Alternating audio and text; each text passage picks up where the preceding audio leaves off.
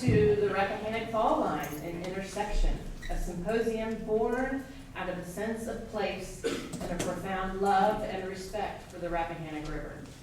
My name is Michelle Crow-Dolby, and I'm the education manager here at Gari Melchers Home and Studio. I first started ruminating about this topic after we hosted several hundred Stafford County fourth graders on field trips last spring. And if you don't have a 9 or 10-year-old at home, this is the grade when students in Virginia learn about the fall line. Because we overlook the fall line, I thought it would be fun to include a mini fall line lesson into their field trip. So here's what the SOLs, or Standards of Learning, want fourth graders to know about the fall line. Fall line, the natural border between the coastal plain and the Piedmont regions, where waterfalls prevent further travel on the river. The kids knew this definition well, but did they understand the ramifications? The fall line is so much more than that definition, and it has impacted our area in countless ways, many of which you can still see today. How many hundreds of thousands of drivers who travel across the Falmouth Bridge and who are literally eye to eye with eagles and osprey realize that they're crossing over the fall line? I shared these thoughts with my husband, UMW biology professor Andrew Dolby, sitting in the back, while enjoying a glass of wine at Ducard Winery after a hike. And together, we hatched a plan for today's symposium.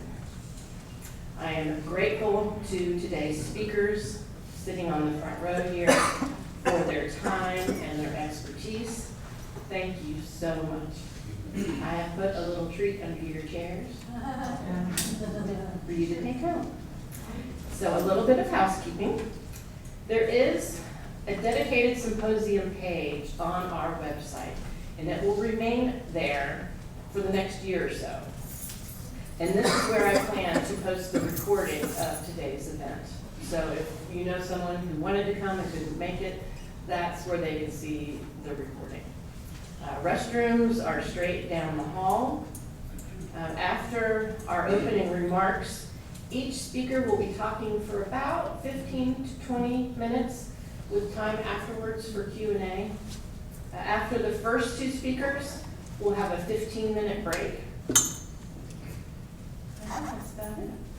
So it is now my pleasure to introduce Scott Harris, the Executive Director of UMW Museums.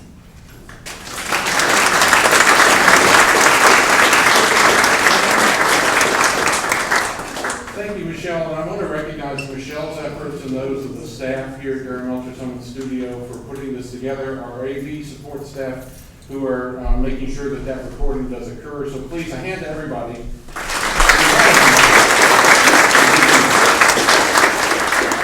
70 years ago, in 1955, after her passing, Corinne Melchers bequeathed the Belmont estate to the Commonwealth of Virginia. Not surprisingly, she hoped it would be a way of memorializing and raising awareness of her husband, Gari Melchers' art career. But she also saw this property as a community resource. She had treated it that way during the time that she and her husband lived here, opening it to the community for Easter egg hunts, for public events. And so it's in that spirit that for the last 50 years, we have operated Gari Melchers Home and Studio as a public resource, both within our local community and to visitors from all over the world. Your presence here today is another example of our attempts to fulfill Corinne Melchers' desires and wishes for this to be the kind of public resource that all can treasure. And that's really what the fall line, the river ecosystem, everything about what you're here for today is also a resource to be treasured. It's been a resource that's been exploited as well as being treasured. It has been a barrier. It's also been a highway. And it is something that is such a fact of life, not only for, as Michelle mentioned, people who cross the river, but people who have been exploring here, people who made their living here in prehistory, for which there is evidence. And regrettably, one of the first contacts between native peoples and English settlers occurred literally where we are and a little further upriver when John Smith was exploring. So the fall line has had a lot to do with our history as well as our commerce and our economy and our ecosystem. So it's really something that I think is very important to highlight, and I'm so glad that you're here. Now I'm going to share with you something that I learned from a professor at Mary Washington College 40 years ago, Paul Slayton. Some of you may have known him. And it's something I think, given what Michelle said, maybe will be a way of helping not only for you to remember the fall line, but be able to tell others. So I have to ask, does anyone have a map of Virginia on your person right now? Don't use your phone. No. Well, that's a trick question. Because in fact, every single one of you, as far as I can tell, does have a map of Virginia on your person. It's your left hand. Above your index finger, coming out of your thumb, is the Potomac River. Here is the northern neck. Here is our beloved Rappahannock. Here is the middle peninsula, the finger we use for other purposes. And then you've got the York River coming down above what we have imaginatively in Virginia called the peninsula. And then you've got the James River, and below your pinky is Southside. And what's in the middle of all this? The fall line. So you carry the fall line with you all the time. So what I'd like you to do is I'd like you to raise your left hands up and wave the fall line to the camera. Have a great symposium. Thank you.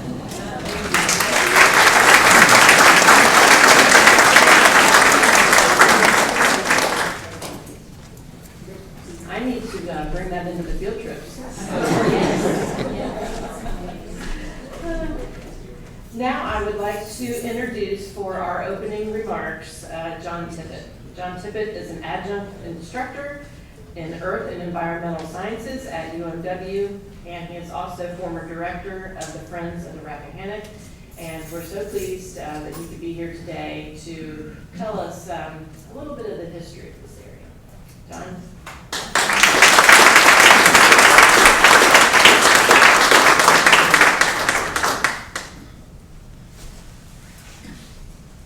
It was August of 1608, and a young Native American man from the Manahoac tribe was with a hunting party at the southern end of their tribal range when he ran into a group of people who were decidedly different than they were. The encounter turned into a skirmish, and Morlech was wounded, and he was captured by Captain John Smith and his crew, where he was taken back to the boat, and the ship's doctor tended to Morlech's wounds. And Captain Smith, ever the explorer, peppered Morlech with questions about what lay beyond. And he also asked him, "Why did you attack us?" And Morlech responded, "Because you are from under the world, come to take our world." The years, decades, and centuries following that encounter were a litany of broken promises and broken treaties on behalf of the new colonists and the new nation that systematically displaced the native peoples from their historic lands. So much so that the Rappahannock people soon weren't even present on the Rappahannock River, having been relocated to the Rappahannock. Morlech was right. Fast forward 414 years to Phones Cliffs, just downstream of the fall line. It's April of 2022, and the Native American Secretary of Interior is presiding over a ceremony to transfer 465 acres of ancestral land back to the Rappahannock tribe. We can't change the past, but we can change the future. It was early 1970s, and a proposal was gaining traction for a new dam here at the Fall Line. Not the Embry Dam, which had been there since 1854, but a new dam, the Salem Church Dam, slightly upstream, significantly larger than the Embry Dam. A dam that would flood 25 miles of the river and turn it into a long, skinny lake. And given that part of the goal of the dam was increased recreation, quite likely that lake would have been lined with riverfront McMansions, covered boathouses, jet skis, and everything else that riverfront development entails. A decidedly different Rappahannock than what we had at the time. Some citizens felt that that was not the future of the Rappahannock that they wanted to see. So they organized and formed the Rappahannock Defense Committee, and they pushed back. And their pushing back played a role when in 1974, the governor of Virginia decided to cancel the Salem Church Dam project. But it was so close to fruition that the Encyclopedia Britannica for that year had a listing for the dam, including the height, the area of the impoundment. And it was Marcia Keener who called the editor at Encyclopedia Britannica and had quite the time convincing her that that dam's not there. We know because we live here. The dam came so close to fruition that the parcels of land that would be inundated by the new impoundment had been purchased all the way up into Fauquier County and Orange County on the Rappahannock. Some 4,000 plus acres of land had been purchased in preparation for this. And when the project was canceled, it was no longer needed. So it was put up for sale. And in their infinite foresight, the members of Fredericksburg City Council at the time decided to purchase that land as a means of protecting our downstream water intake. Not only did they protect the water intake, but they created, in one fell swoop, under single ownership, a 25-mile corridor of protected riverfront. A corridor between two of the fastest growing cities in the East, where you could paddle a canoe and see nary a sign of human habitation in the summertime. Truly a remarkable, remarkable resource, held under one single owner. The land sat there in a state of benign neglect for decades. It was 2004, and sleepy little Fredericksburg wasn't so sleepy anymore. I was director of Friends of the Rappahannock at the time, and we started getting concerned because land values were skyrocketing, and waterfront property was skyrocketing especially quickly, if you could even find it. And there were a lot of mumblings. Mumblings from folks in the city saying, why is it that we own all that land outside the city boundaries? Mumblings from the adjoining localities upstream that said, why does the city own all our riverfront, particularly Culpeper? And we were concerned.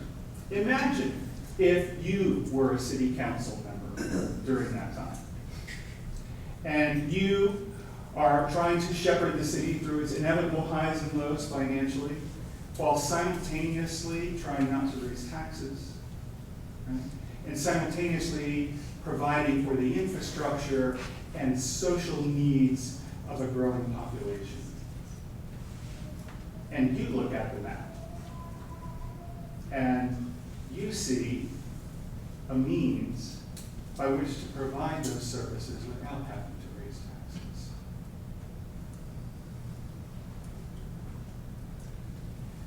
You realize that selling just one tract of that land for a high-end riverfront subdivision could finance an entire high school.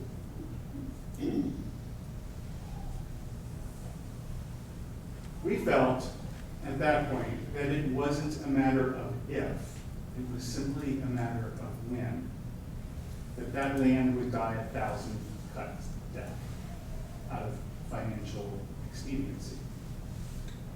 Maybe not that year from that council, or 5 years, or 10 years, but all it would take is one right mix of council members to get enough votes to make a land decision, and it would keep going.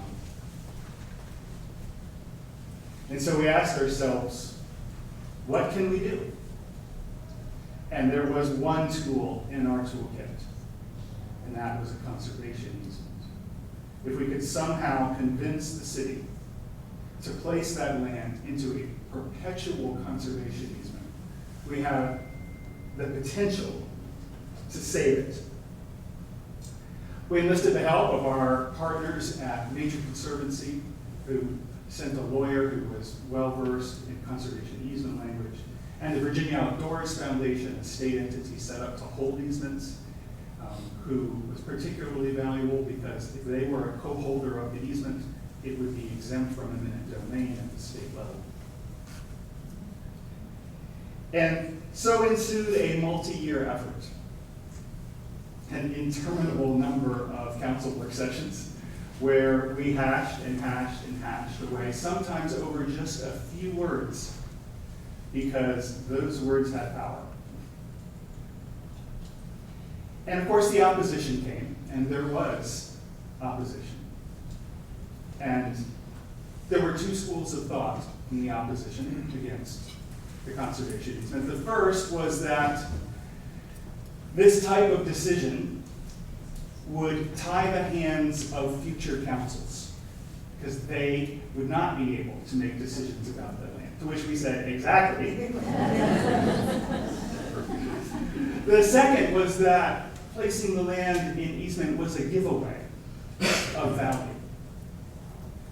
And thankfully, our friends at the Nature Conservancy were able to step forward and help sweeten the pot there. They were administrators of the Corps of Engineers Wetland Mitigation Trust Fund. And because of that, they had access to funding to tap into, and were able to put forth well over $1 million to help sweeten the pot. After all of those meetings, we were at the point where it seemed like we had enough votes. And we were prepping to move it forward when a council election came. And we lost 2 of the allies on council. And so we started over again. I remember evening meetings in the living rooms of various council members, sitting there making the case and asking, what are your concerns? And what would it take to get your vote? And we asked, and we listened, and we listened. And we modified to come up with something that everybody could live with, but that still maintained the conservation values of that incredible piece of property. I remember going into the lobby of various council members at their workplaces and waiting between customers to get a word in edgewise, making the case, asking what will it take to get your vote. Maybe some of you remember the streets lined with the I support the river easement signs. Our volunteers went out and canvassed the entire community, read flyers, asking people to put up signs, asking them to call their council members. And many of those signs were strategically located on the routes that certain council members took to work.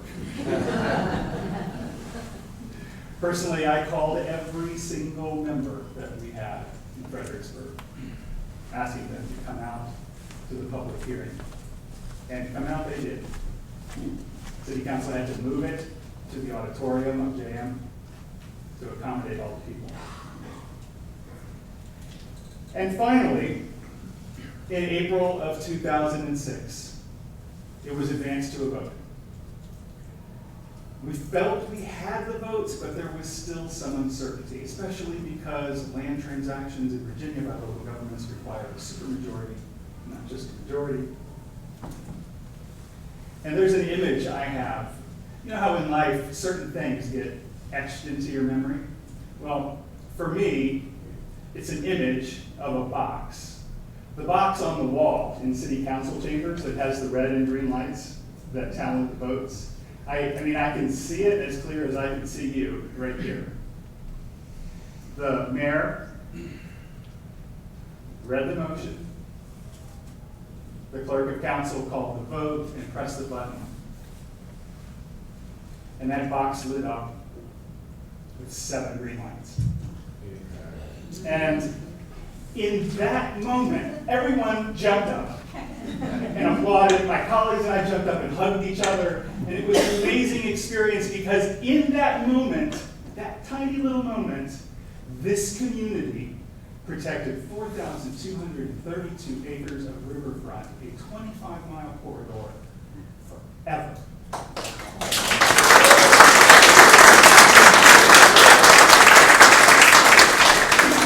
That means that your great-grandchildren's great-great-grandchildren will be able to paddle that stretch of river, and it will look as it does today. Which, for that stretch of river, isn't that different from what John Smith would have seen himself.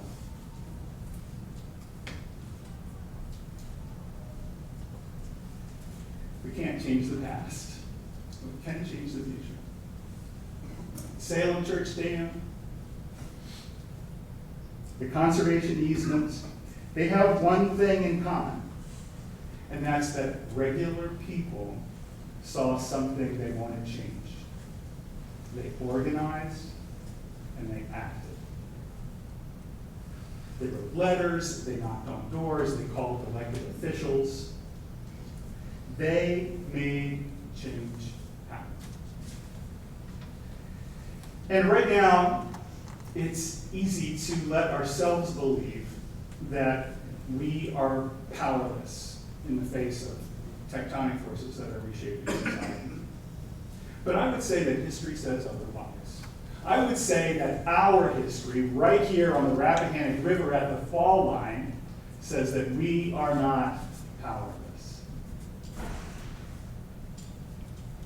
It was the early 1980s. And a handful of people had begun meeting in the basement of Hot Shop's cafeteria on Princess Anne Street. Some of them were from the Rappahannock Defense Committee. And they saw, even then, that things were changing. And they wanted there to be a voice for the river. So they created one. They created the Friends of the Rappahannock. Today, that organization has 30 professional staff working in offices in Culpeper, Fredericksburg, and Tappahannock. They invest over $1 million a year in protecting this crown jewel of our community.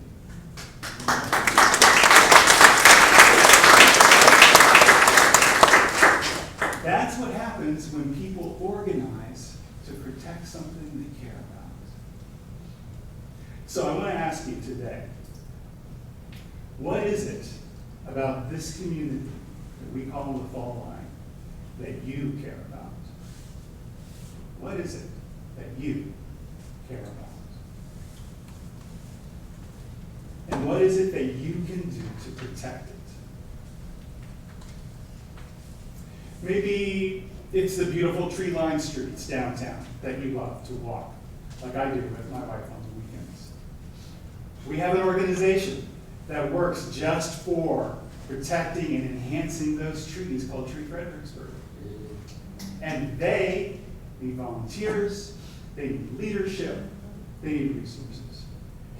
Maybe it's the river itself, right, that's given you countless hours of solitude on its banks, or excitement running the rapids, or catching stripers or shad. Despite the fact that FOR has grown so much, the challenges to the river are growing even faster, and they need your help. As a volunteer, as a leader, as a donor. Or maybe it's the social fabric of the community that you care about. Big Brothers Big Sisters is constantly looking for mentors to invest in the most vulnerable in our community. Whatever it is that you care about, I suspect there's a group of people that are organizing to try and protect it. And if there isn't, maybe it's time you created one. I think of my friend Kat Carter, who just recently moved to Fredericksburg. And her husband realized something, that it was really hard for people who lived downtown to be able to compost. And instead of saying somebody ought to do something about that, her and her husband have launched an initiative to create a composting collection program right here that all of us can take part in.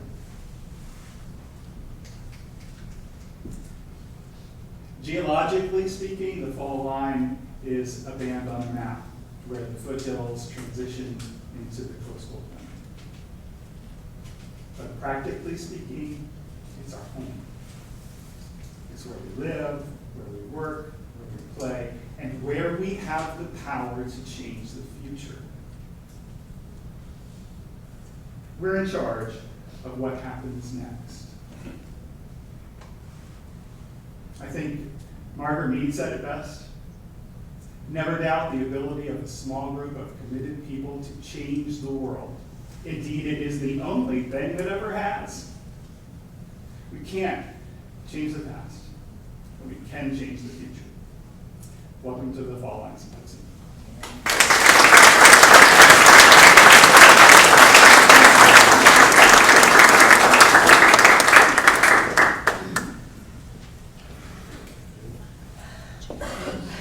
That was really special. So many important lessons for us all.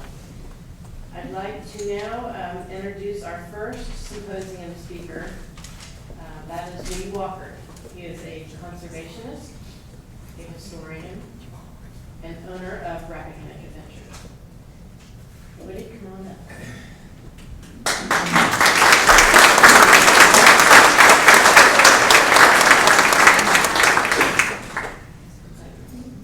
Yes.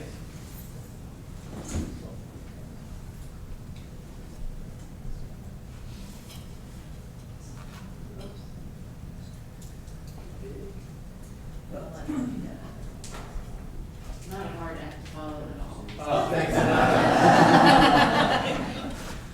I want to stand up and say amen a couple of times. Thank you, John. So I am Woody Walker.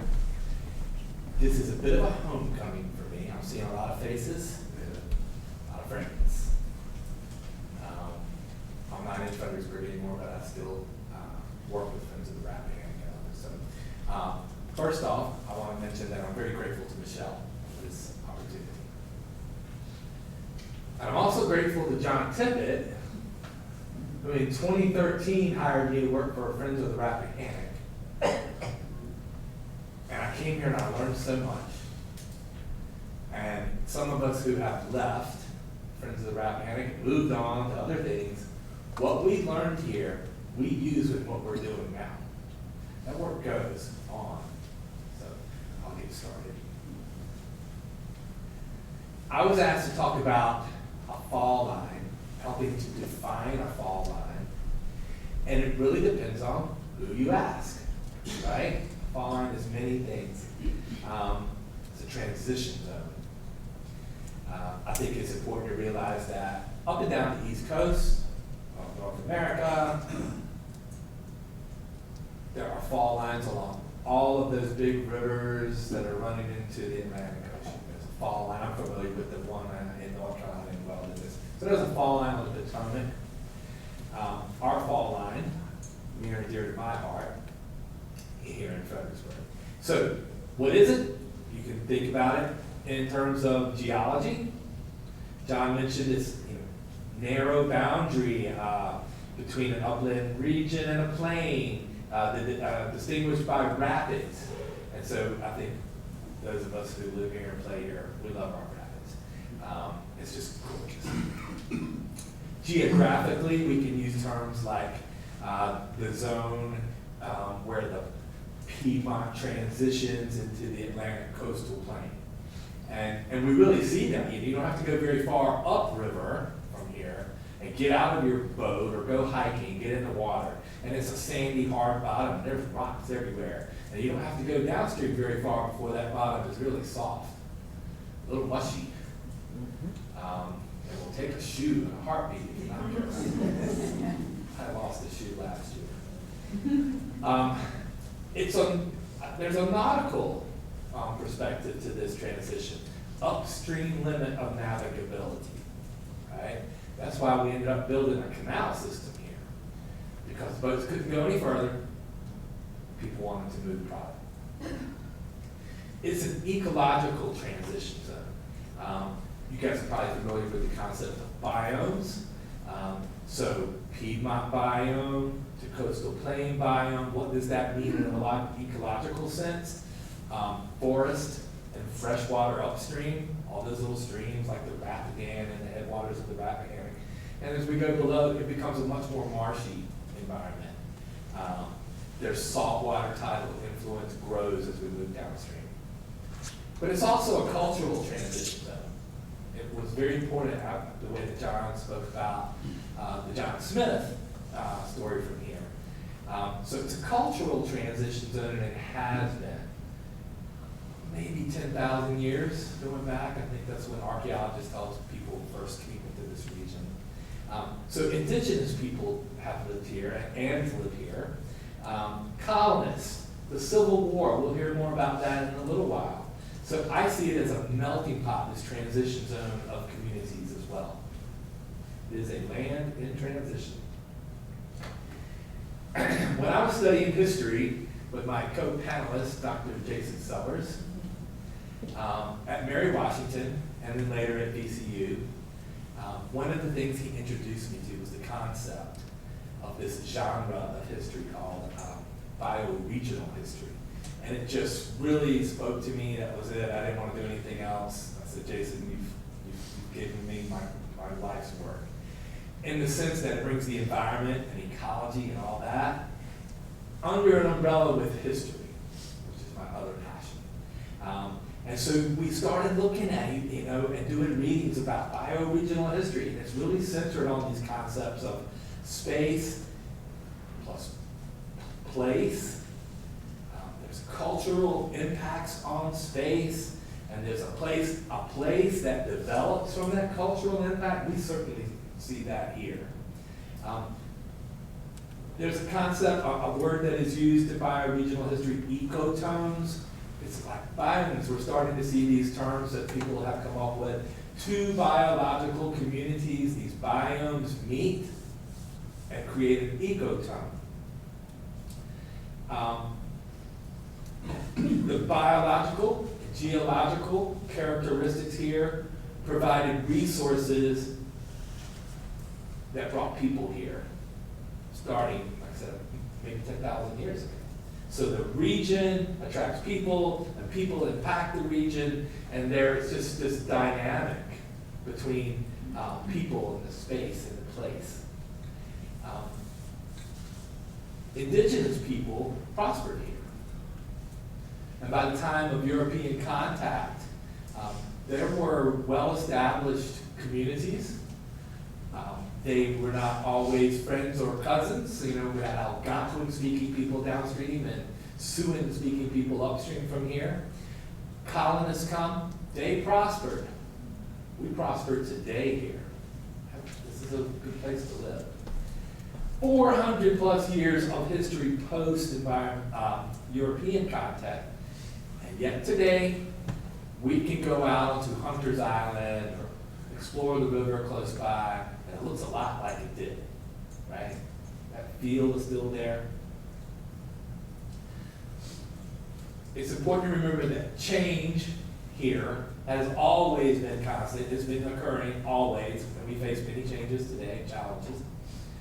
But the ecotone of the fall line endures, which leads us to these questions like, well, what's going to happen in the future? What will be the impacts of the things we're dealing with today? It's important to realize that culturally, historically, environmentally, geographically, all these terms of transition that we see play out here, it's also an economic transition zone. And always has been since people got here, right? Pre-contact, indigenous communities would have traded here. There was this, especially at the time of John Smith, right? We've got these differing communities, but they're aware of each other and certainly have involvement. Post-European contact, when the colonists get here, we immediately start to make it an industrial transition zone. Forest paths quickly become wagon roads.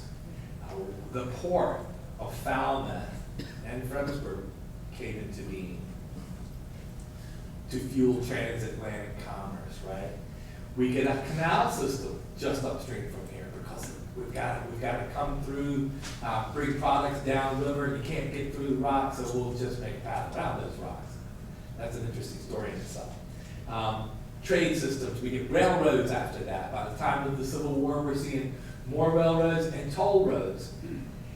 So today, it's still in this economic transition zone. And the big question for me is about the water. We all know what I'm talking about. Who gets the water? We got a lot of water here. Maybe not as much as we used to have, as the last couple of summers have shown. But who gets this water? How people get water? Industry gets water. Can there be a balance that is sustainable? As John explained to us, not long ago, communities here chose the Mach 1 reservoir, which we have today, over our Salem Dam Church project. This leads to the things that we experience here today, especially with the conservation easement. So these water-dependent industries, like data centers, they pose new challenges. For me, it's all about, well, who's going to get how much of the water? That's what we're grappling with now. Still a land in transition. Oh, I like this part, because this is where I get away from all those words and can talk about some pictures. So that top left, that's my grandson. He's standing in a dinosaur footprint. Not far from here. Does anybody know where this is? Anybody else know where this is? Who said Culpeper? No man. Yes, sir. So just about, 2 or 3, 4 miles? 4 miles down from here? Yeah. There's a shelf, and it sticks out from the Fredericksburg side. And at low tide, you go out there and sweep and kind of clean rocks off a little bit. There's dozens of dinosaur footprints. Big ones. That's my grandson. Below that, Mr. Mix, are you still here? Where'd he go? He's hiding. He's hiding. When I came to work for John, of course, the first guy I meet after that is Bill Mix. Bill Mix taught me so much about the river. And look at the impact people are having here, right? These conversations about Friends of the Rappahannock and the dam, and we don't have a dam. That central photo is very near and dear to my heart. That photo shows Rappahannock community members at the 1957 Jamestown Festival. And if anybody here has worked with the tribe, you know Chief Ann Richardson, that's her parents and her uncle and aunt. And all these years later, we have a federally recognized Rappahannock tribe, which is playing a large role in conservation down around Funds Cliffs in that region. And that last photo on the right, everybody recognize where that is? Right, that's Hunter's Island. And I just love going there. There's so much history going back to the Revolutionary War and before that, but it's an incredible hike. So, space and place. Throughout all this time, change has been constant, yet the ecotone, where we live, is still healthy. We're okay. We need to protect it. It's not in bad shape, which makes it all that more important. That our job is to protect and enhance. We don't necessarily have to fix a lot of things. So obviously we have the Embry Dam removal, 2014. 2004. 2004 was Embry Dam. Thanks, Al. 20 years. All right. So in that photo with the first fish photo on the left, that is a smallmouth bass, right? Not native to this river. They were brought here. They were introduced. They've certainly become part of this ecosystem. And they're a favorite of people who like to fish like I do. Love to go fishing for smallmouth. But they were not native here. They were brought here after the Civil War. That next photo with the long fish, that is a northern snakehead.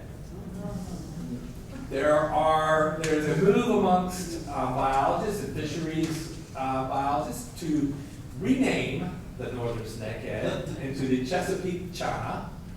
I kind of like it. The lesson for me with that is, here's a species that was introduced, not on purpose like the smallmouth bass, but it's a little different.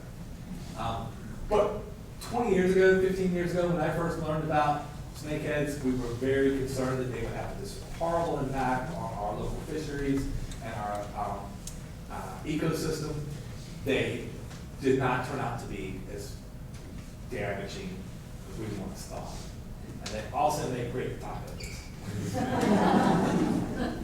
And the last photo on the right, I just love this because all these years later, change and all this transition, and it's still healthy, and people come here right now and stand in the river just below us to fish for shad.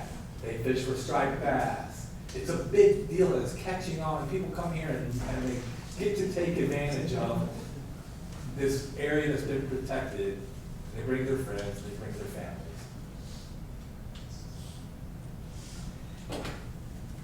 Sometimes this change cycles back, right? So we're talking about river herring and shad, these anadromous species that migrate in and out of the river system. When I was working with the Rappahannock tribe, after leaving Fredericksburg, one of the things I learned about was traditional ecological knowledge, TEK. And TEK, in the shorthand version, is what do indigenous communities know about our environment, ecology, that they can share with us today, right? What do they know that we don't know? Do descendants of those original indigenous populations, can they share some with us and help us understand? And the answer is yes, of course.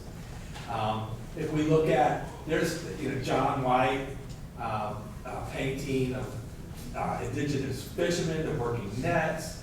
We see that the map showing some of the river area that was opened up when the Embry Dam was taken down. That photo on the right, those are salt fish. Is what colloquially we would have called them a few years ago, salt fish. It's a herring. A couple of types of herring, but they were, for centuries they were caught, salted, put up. People used them as a food source, a subsistence food source. Up until the 1950s, 1960s, communities were still, people that lived here were still putting up salt fish for use. So we have all this knowledge, and it comes back, and today, the Rappahannock tribe and other indigenous communities are working with groups like the Smithsonian, their Environmental Research Center, on, well, what can you tell us about herring and shad? Because the herring are gone. What happened? Well, what can you tell us? So one of the things we found is that some of the older members of the Rappahannock community we're able to work with those biologists from the Smithsonian and say, come on with me to Rappahannock, we're gonna go up Mount Landing Creek, we'll stop at this road, that's where we used to get the heron with Uncle Jim and our grandfather. Well, that was important to the biologists who were working on the Smithsonian. Good stuff, traditionally about ecological knowledge. Moving forward, we have a lot more people making a greater impact. We've got issues to think about like climate change. For me, to know that the Rappahannock River went dry last summer, here, and then it went dry the summer before that too. I've seen it get low, but boy, this seems to be happening now every summer. Is that a thing? Especially as we look at all these industrial uses perhaps. But we have technology to help us, good technology, bad help, good and bad. I think the technology that I tend to see is the stuff that can help us learn more about things like restoring ecosystems. We have better resources. We have a great engaged community here. But what the stories that John talks about how Rappahannock plays Fredericksburg plays such a role in protecting this river. Other communities have learned from that example, and there are downstream communities who are organized, they're working, they work with groups like Friends of the Rappahannock to do conservation, to do advocacy work downstream as well. So it's still a land in transition. I think we have a lot of great partners who are working to try to take care of this part of the river, or part of our watershed. Some of the sources that I want to leave with you guys, if you're interested in this concept of environmental history, bioregional history, Dan Flores, his writings were really important to my research. James Rice, another very important historian working in this area. Hal Wiggins, who's here today, wrote the book A Tale of Two Dams. So if you want to know more about how Friends of the Rappahannock got started, what was the beginning of the environmental movement here?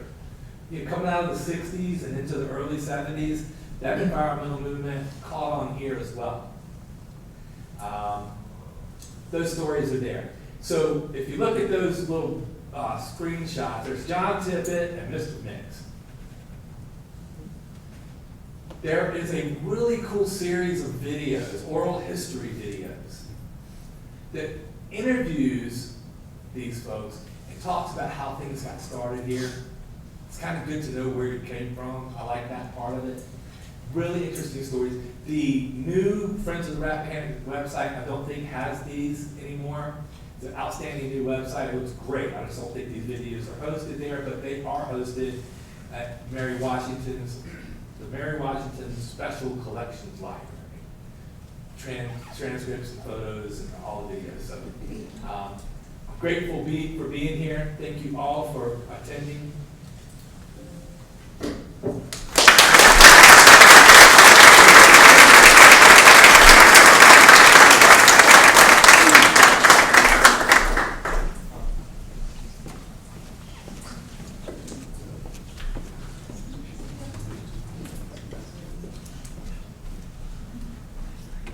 Does anyone have any questions for Woody? Was I supposed to stay there? No, it's all right. Maybe Questions, comments? Questions? We'll have more time for that. Thank you, Michelle, for reminding me.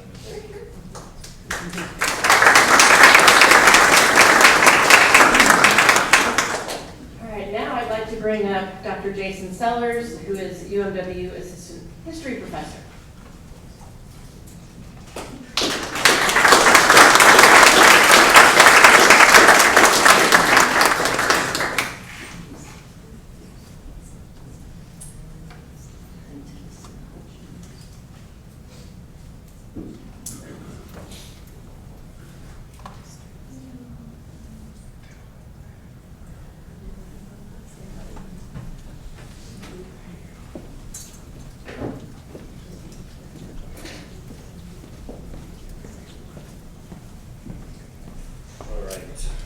will sound a little bit familiar, but hopefully I'm going to go in some different directions than the folks who have spoken before me. I am going to pick up a theme from my protege Woody here and talk a little bit about the fall line as a land of transition, but I'm going to think more in temporal terms, moving through time, how the environmental values that really shape the fall line and people's interactions with the river are actually shifting more than the geographic or the geological in this case. What I'm trying to do, I think, at least this is in my mind, this is my vision, is really elaborate on a more or less prophecy, right? That the English have come to take their world from them. And think about what that actually means as colonists are moving into that region around the fall line, as they're interacting with the river and the fall line in very different ways than the indigenous people who had inhabited it before them. So colonialism does, of course, bring new inhabitants, but it also brings those new environmental values and new environmental relations that really operate over the next few centuries. And it's not to say that the others disappear. They become much less influential in terms of shaping those interactions, but they persist with those indigenous communities, within these kind of alternative movements, within that colonial population as well. They just aren't the main determinants in the same way. So somehow we've made it, 45 minutes into this without seeing John Smith's map. Legally obligated in Virginia when we talk about colonial history to call this up. I do have it accompanying another of the oral histories. This is a quote from Chief Anne of the Rappahannock, another of those oral histories conducted by FOR. And you see this line from her about the river and its significance. And so I do want to spend a minute or two on that because I do think it gives us a sense of how Native people understood this. And she says in that interview, the river would have been the first place they would have gone in the morning. As the river is blessed, then there is a bounty there, a harvest of food and things that we need to survive. And we understood that life is not about us, that we lived here upon a land that did not belong to us. It belonged to the Creator. And our job was to be stewards over what the Creator has made. This is why it was so foreign for us to understand people owning land. And this is not to say that Native people don't have a utilitarian approach to the river or to the land itself, of course. If you look at this map and pull up the, right, so we've got kind of the Rappahannock up here, and we'll get up here and talk about this region a little bit as we go along. But you'll notice that there is a really dense list of town names on those lower ends of the river. And it's a reminder of how much this indigenous geography really centers on waterways. Those waterways facilitate transportation. You can transport heavy loads fairly quickly up and down the rivers and connect people along them. And so waterways really working as these connective tissues, linking people up and down the river together. But they also operate as, I've heard an archaeologist describe it recently, operate as plazas. They are the sort of center of some of these communities. If you look at John Smith's narrative and the map, the Rappahannock people move back and forth across the river seasonally.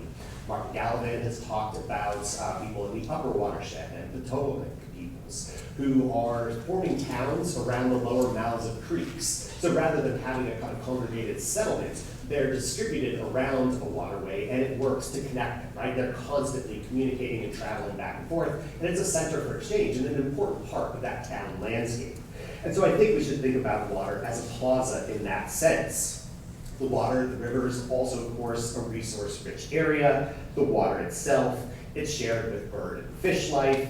It's adjacent to wetlands and marshes that have edible plants and medicinal plants, as well as additional wildlife and game. The river's creating these alluvial deposits for farming and farmlands as well, and providing access to upland areas. That's really focusing on the kind of tangible benefits of the water and the river.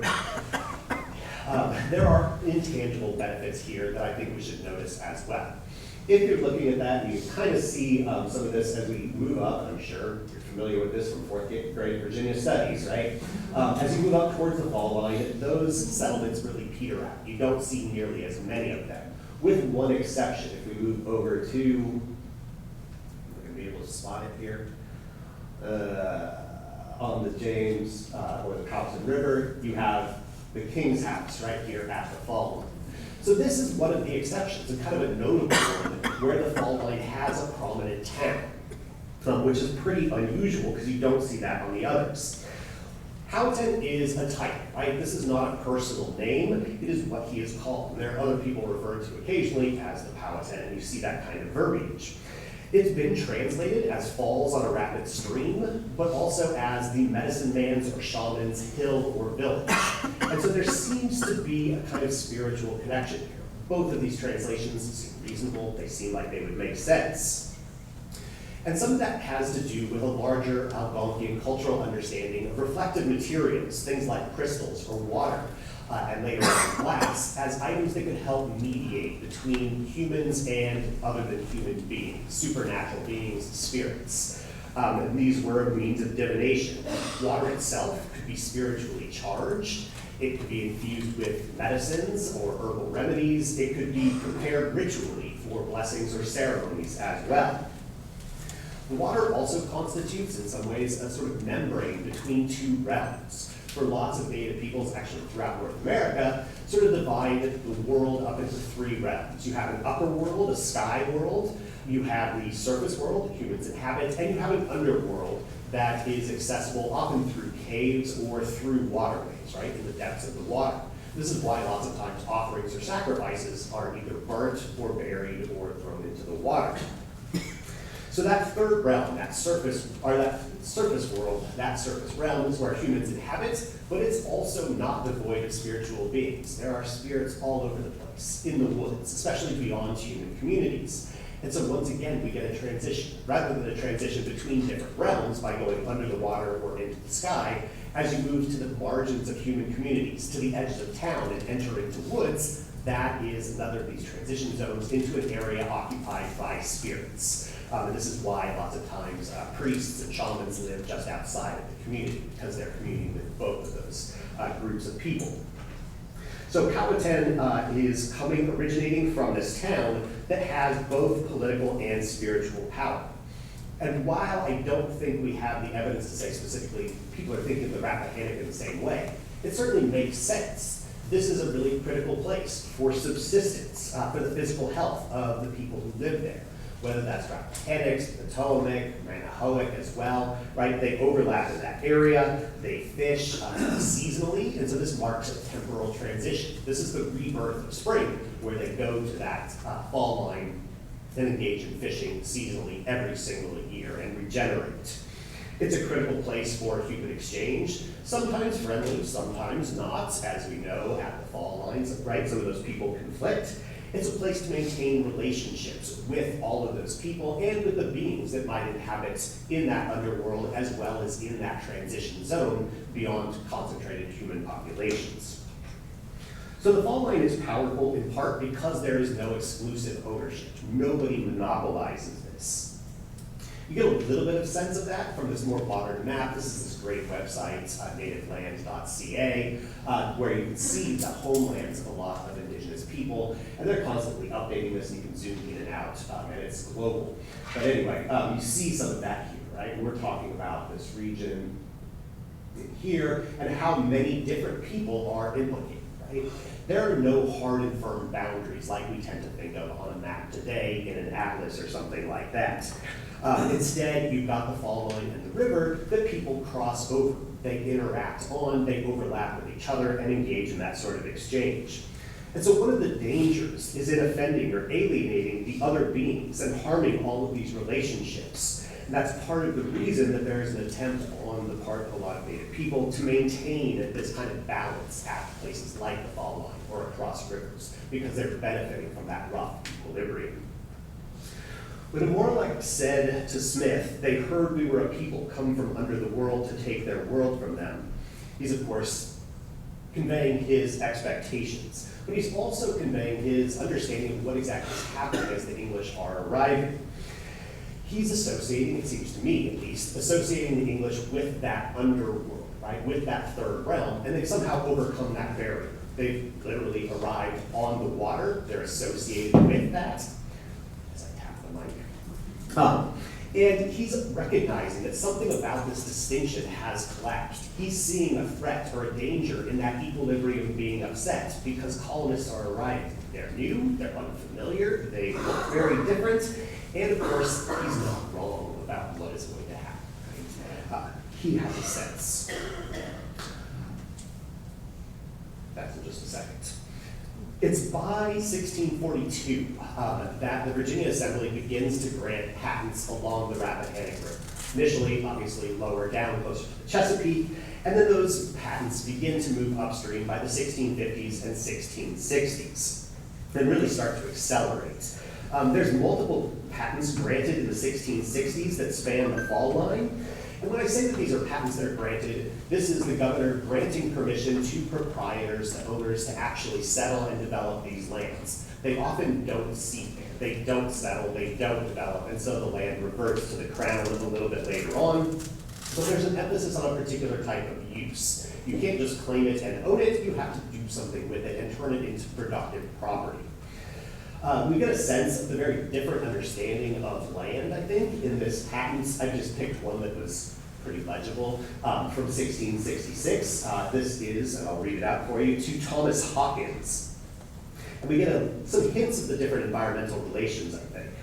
It says, I, the said Sir William Berkeley, Knight, Governor, do give and grant unto Thomas Hawkins 812 1/4 acres of land, lying on the south side of the Rappahannock River, and beginneth at the lowest fall thereof, and thence by or nigh the riverside downward south-southeast 320 poles to a red oak, thence west-southwest to another red oak, 325 poles, thence 1.5 miles to a white oak this time, under a very steep hill by the riverside, above the lowest fall, and is distant from the same 382 poles east, almost 1/4 southerly. That land being due unto the said Captain Hawkins by and for the transportation of 17 persons to have and to hold. So obviously, no mention of native or other than human beings here, or their rights to this property or this land, or their claims even. It definitely presumes English sovereignty. This land belongs to the king. It devolves to the governor to assign to Hawkins because Hawkins has paid for the transportation of settlers, right? Paid for somebody to come from England to Virginia. This is obviously a sense of private property, land as a commodity that can be transferred. That's part of the reason you have such precision. 812 1/4 acres, 322 poles. Like, we have real details on this. We know what particular trees are there. Obviously, there are settlers, there are colonists who are mapping this out, trying to get a sense of exactly how this looks. This is not that kind of overlapping sense of homelands that don't have clear borders like we saw on that map a minute ago.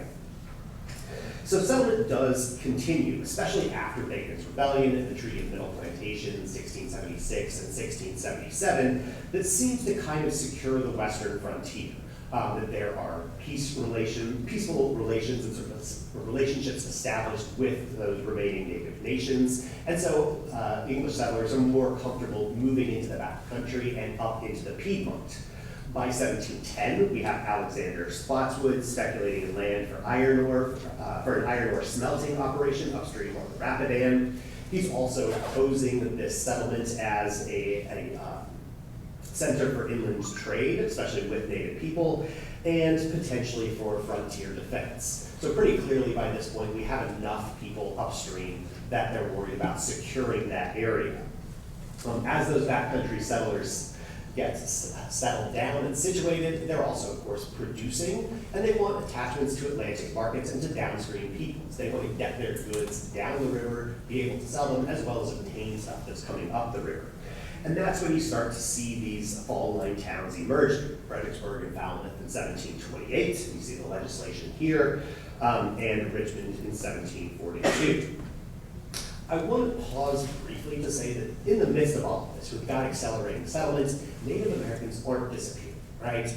Beginning in 1652, the Assembly is establishing what it calls preserves. These are tracts that are supposed to protect and defend native land on the Middle Peninsula and the Northern Neck.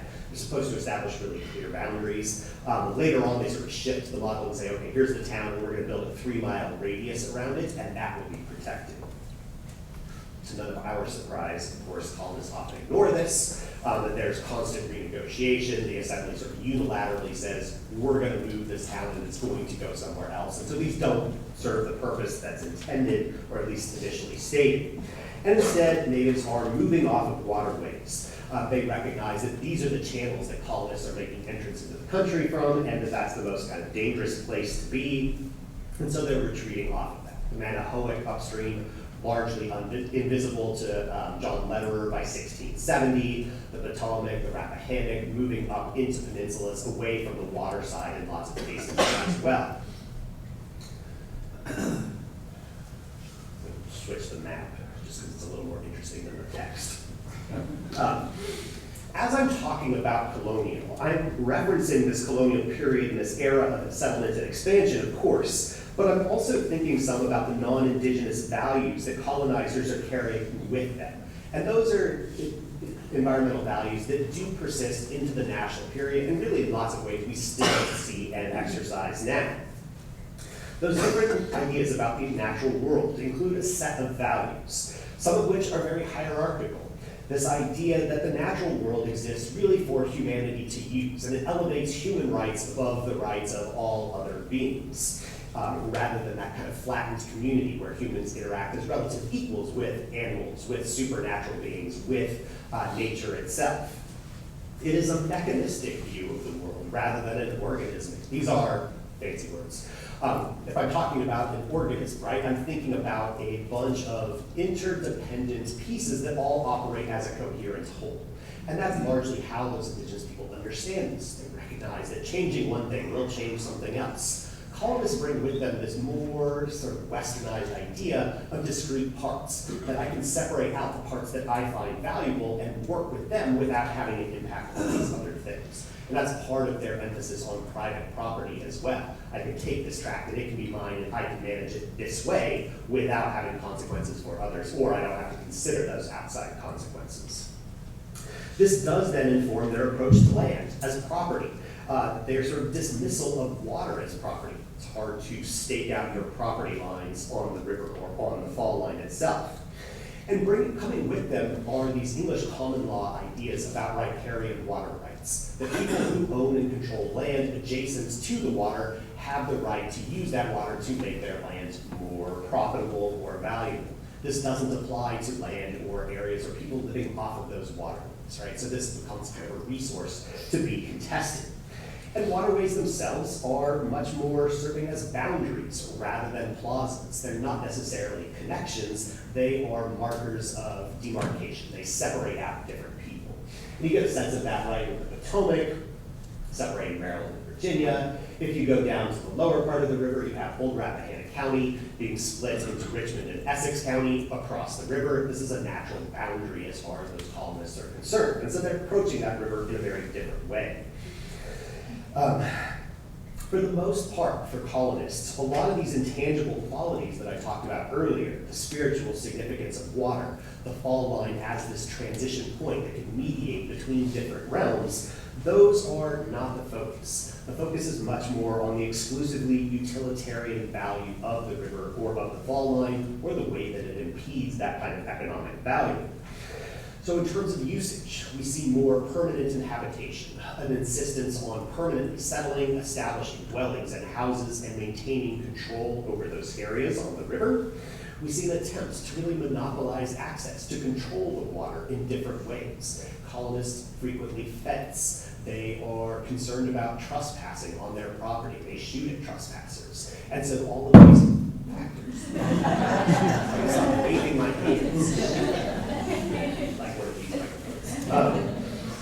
They are really focused on these exclusive uses rather than sharing. They're, of course, thinking in terms of a developing land market as well. All of this is interacting to further exclude remaining native neighbors. Those people, as I said, don't go away, but they are kind of distanced from the river. It's hard to go, even just occasionally for ritual purposes or for seasonal fishing. Right, harder and harder to access that waterside property in places like the fall line. And so colonists really are focused on emphasizing a particular form of production, especially agriculture, on land rather than using the river or seeing the river as a kind of communal resource that can link them to other members of the community.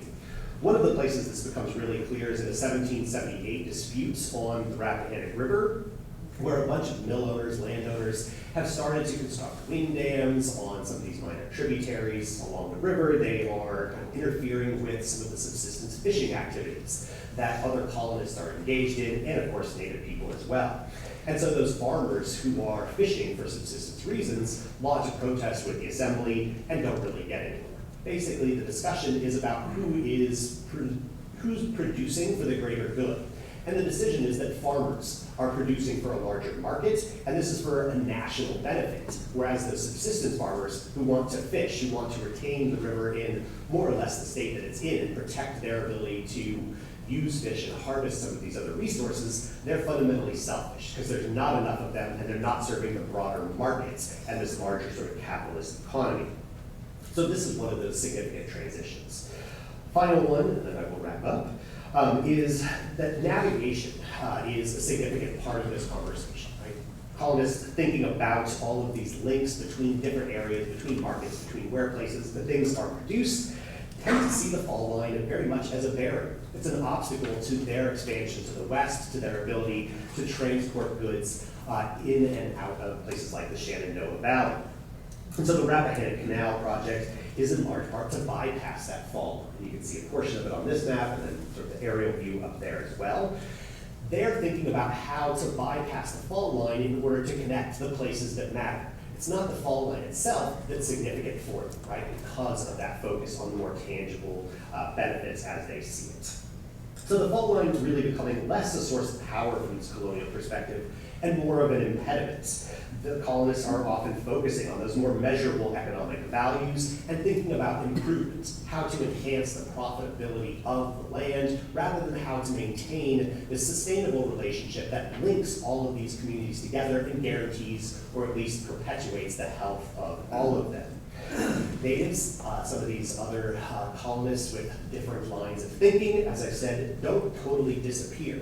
But I think they largely get marginalized from those larger conversations. They don't have the ability to really shape affairs on the river or at the fall line nearly as much as they had formerly. That's the situation certainly for a long time, but as some of our previous speakers have already indicated, I think we see some of these alternative environmental values re-emerging as we hit the early 20th century and see some conservationists, as we hit the 60s and 70s and see these environmental organizations increasingly active, as we hit the last decade or two and see Virginia's tribes able to recover land on the river and begin to participate as in tribal engagement and tribal consultation with state governments and some of these other agencies and express those values and those sorts of concerns on behalf of a larger Virginia community. Right, thank you.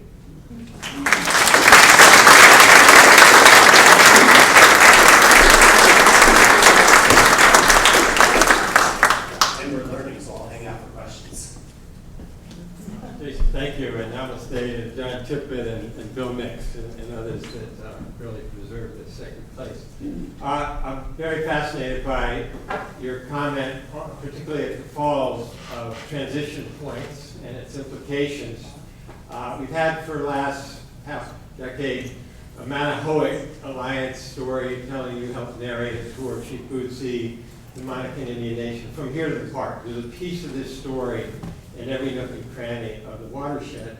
I called the Monacan Indian Nation when it was started. I said, well, tell me about, and I said I was calling from Fredericksburg. And they said, oh, you're there at the demilitarized zone, the DMZ. The notion that this transition place was a neutral zone is a fascinating. I think how Wiggins has thought about this, written about it.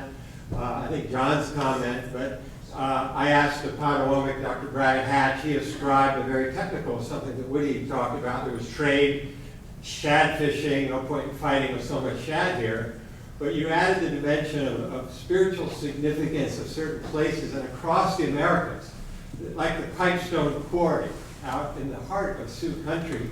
I was talking to a fourth generation pipe maker. They put down their war clubs when they go into the pipe quarry because it is so sacred. So if you stood along the falls as we are here now, you can feel that, right?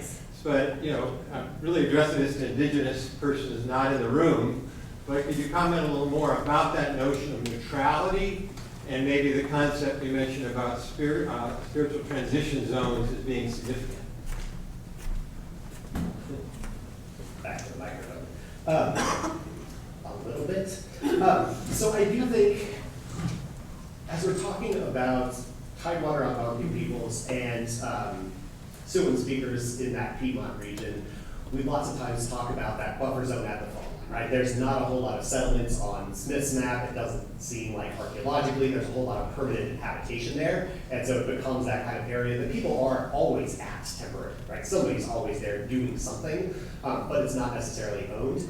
And it may be that this is sort of a shared spiritual value, and one of the things that two very different cultures have in common is, okay, this is something that's significant. We know that we don't need to fight over this because we're not going to stay there necessarily. So that might contribute in some ways. I also think that even though in Smith's narrative and some of these other colonial sources, there's an emphasis on those different cultural groups fighting with each other and raiding each other, I think sometimes that's maybe overdetermined. I mean, relations between Native people are always incredibly fluid, right? Sometimes they get along, sometimes they don't, and that changes constantly. And so it may be that, I think that Woody indicated this, that there's trade, that there are these exchanges when they come. There's tons of archaeological evidence, so clearly there's a lot of activity.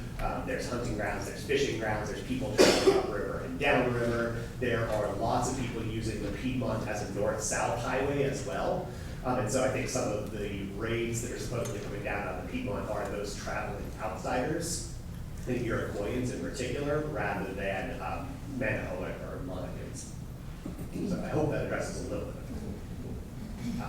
Yeah, very good lecture. I've always been intrigued about that period from the meeting with the Moreland that John talked about up until John Letter, 1670. There's a window of over 60 years where nobody can find any evidence of the Monohoic. They just kind of vaporize. Jeffrey Hoffman, University of Charlottesville, has written about this.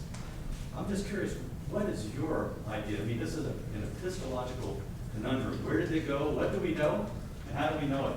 Yeah. So if you couldn't hear that, the question was about that gap between Morlech in 1608 and John Lederer's journey up the Rappahannock, and he starts off on the Rapidan branch and then hops over in 1670 and doesn't really find any evidence of the Manahoac there at that point. And what happens in that gap? Or Spotswood either, later. Right, in Spotswood, beginning of the 1700s, not much commentary. Lederer takes the 1668 journey. I just read this the other day, which is why it's actually fresh in my head.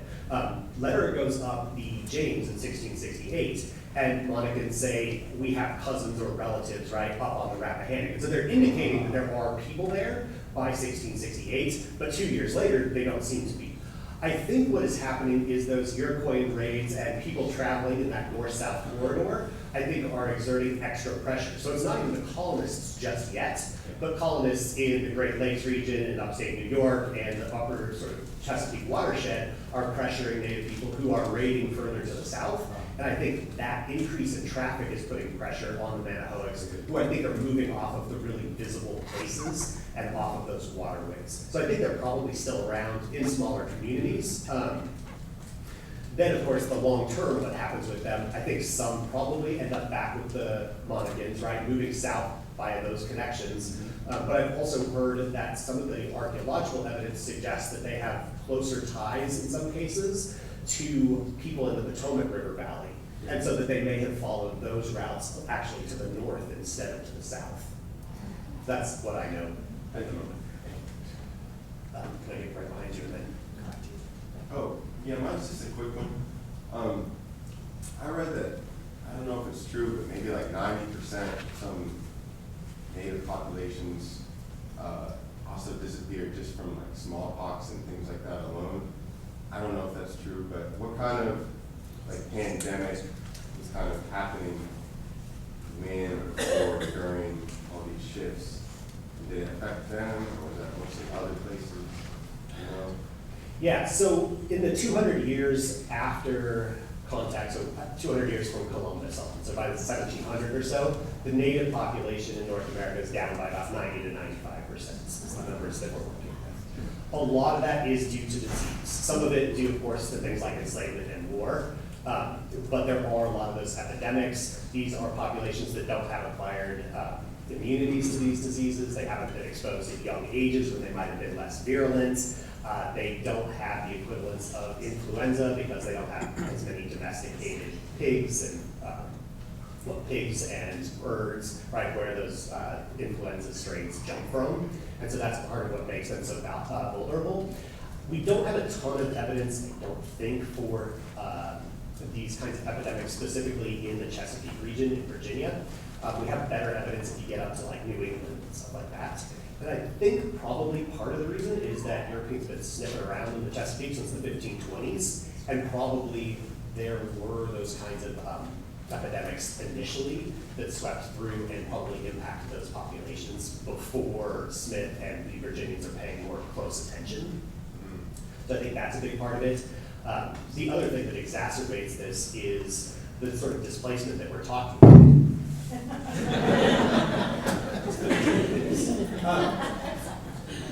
can tell I waved my hands wildly in class. And so as people are moving away, if they're combating disease, if they're already sick, and then they're having to move away from those homes, from secure food and water sources, that also makes them more vulnerable to those diseases. And so all of these factors, I think, really compound each other. I was wondering about the Spanish influence. I mean, I understand there was quite an information highway going up and down the Chesapeake and the East Coast. Do you think maybe that's why the English might not have been so welcome? That's part of it. The English have also done plenty to make themselves not real welcome on their own. So we have that story of, for instance, Paquiquineo, Don Luis, which is that 1570s, who is kidnapped and ends up spending about 10 years in the Spanish world, right? He's in Mexico, he's in Cuba, he's in Spain, he makes his way almost back, they get blown off course coming from Florida, and then they decide to go back to Spain. And so, I mean, it's just this constant odyssey. And he eventually gets back. There's this brief Spanish mission where the Indians wipe them out, and in part because, according to the survivor, Paquiquineo, Don Luis, comes back. He says, oh, yeah, this is going to be great. We're going to found a mission. You can convert all my people. And then he ditches the priests, goes back, marries multiple native women, takes off his Spanish robes. They go out to yell at him, and he kills them. So this is setting the tone for those later relations. And of course, he's been to Mexico. He's been to Cuba. He knows what happens to indigenous populations in that Spanish Empire. And so I think that's a part of it. I also think that after Roanoke disappears, the English are consistently sending probably an expedition every year or two. The founders of that, right, they're trying to find these colonists, and some of them are documented, some of them are not. Sometimes we know that there's preparations for a voyage, but we don't know what happened. But in the midst of that, I think it's 1603, Samuel Mace has come up the Rappahannock and kidnapped people who reportedly are doing a canoe demonstration on the Thames River in London, but then there's no more record of them. And so these visitors who went to England with with this English guy who showed up and kidnapped them, and they disappear, right? Like all of the signs is that this is a bad experience and you don't want these people. So I think Spanish and then the English, yes.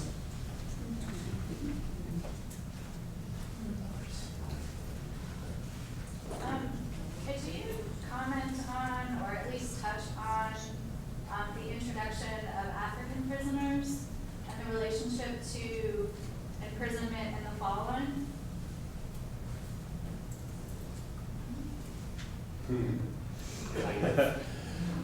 So, I mean, obviously Africans arriving by 1619, often in small numbers.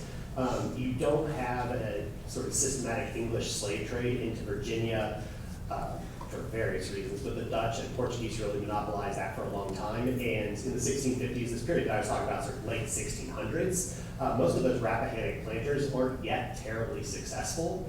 And so they don't have the resources to procure African slaves who are really valuable and expensive. Those tend to be sold when they're arriving in Virginia, and the colony itself, tend to be sold more often on the York and some of these other rivers, rather than making their way up to the Rappahannock, which is one of the reasons that you see the indentured servant trade continuing into the Rappahannock. You actually, so I'm working on a project about some people identified as East Indians, and so they're coming out of the Indian Ocean who were enslaved on the Rappahannock, and Native American slaves there as well. And that's pretty clear that that's happening in that record in the late 17th century.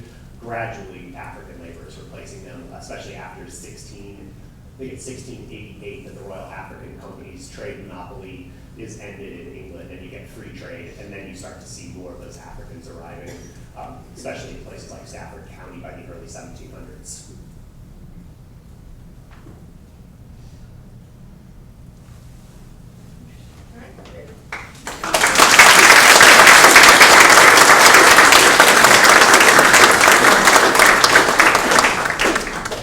Thanks, Jason. That was really interesting. I think now we'll take just a quick break, 10 minutes or so, to stretch our legs, use the restroom, or maybe go outside and enjoy some sun.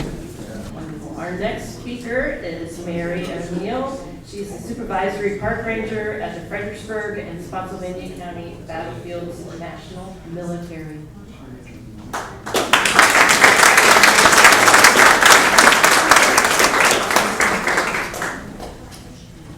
Thank you, and thanks for inviting me, and man, I feel like I'm learning so much. I'm just enjoying listening, and I now want to go back and edit all of my programs to incorporate all the things that we're learning. But today we're going to talk about the Fall Line and the Civil War.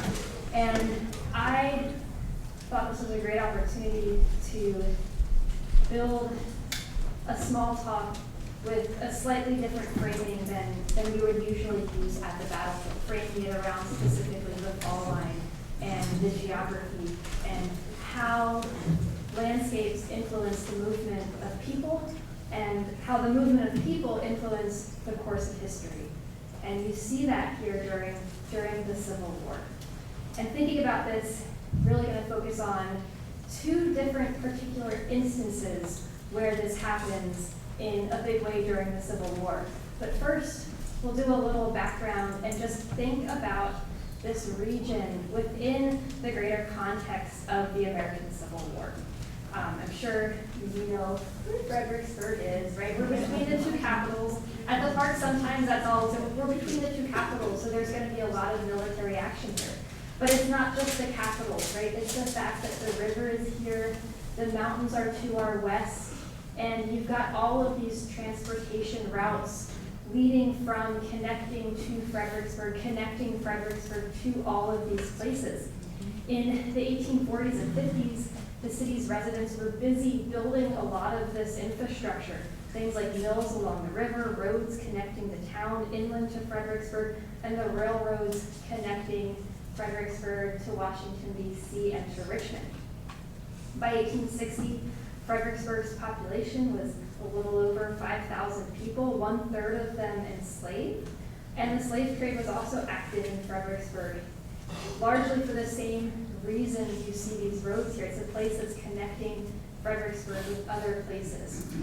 And the same factors that lead to the founding of Fredericksburg here, it being a place of, like you're saying, a place of transition, but also a place of connections, is going to lead the military here during the Civil War.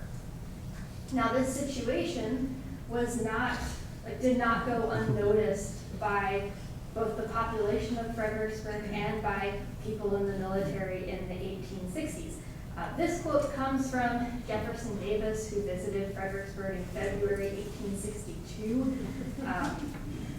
We use it a lot, but you know, it might be slightly apocryphal. It's like a quote of a quote, but it gives you a good sense of the dread and the fear and the sense of the unknown that people in this area, all people in this area, would have felt as war is breaking out, as they know that they are between these two capitals. They know that they're at a place where all of these transportation hubs meet and intersect.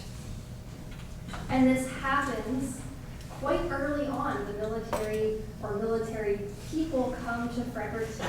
1861, Confederate troops start arriving into town. There's no military action yet, but they're just guarding the riverfront. And even then, you start to see the impacts of war. They have to set up a temporary hospital in town, treating hundreds of soldiers because of the spread of disease that all of this movement of people brings before the fighting has even started in this area. And I think this is a great opportunity to consider how wars impact civilians in all sorts of ways. Not only do you have people leaving to fight, those left behind have to restructure their lives. The normal lines of supplies get broken up and disturbed. Things like military occupation means more people, more conflict, more people interacting. Even with the smaller force initially of Confederates who occupied Fredericksburg, even smaller what some people in town would consider friendly forces, you're going to have increased conflict. And on April 18th, 1862, which is Good Friday, the war shifts and the Union Army comes to occupy Fredericksburg, resulting in a much larger occupation of town. I love this picture because you can see the pillars here used to be the railroad bridge. There's a quote from a woman in town, and she writes, I'll read her quote. It says, "Good Friday. I write while the smoke of the burning bridges, depot, and boats is resting like a heavy cloud all around the horizons towards Fredericksburg." So one of the first, or the last thing that the Confederates do as they're leaving town is they burn all of the bridges. They hinder that transportation, or try to make it harder for the Union Army to get across the river. And that river is going to become then a barrier. The Union Army has to build these temporary bridges across town. And spoilers, when they leave, they're going to destroy their bridges, right? Everyone is very concerned about controlling these transportation routes.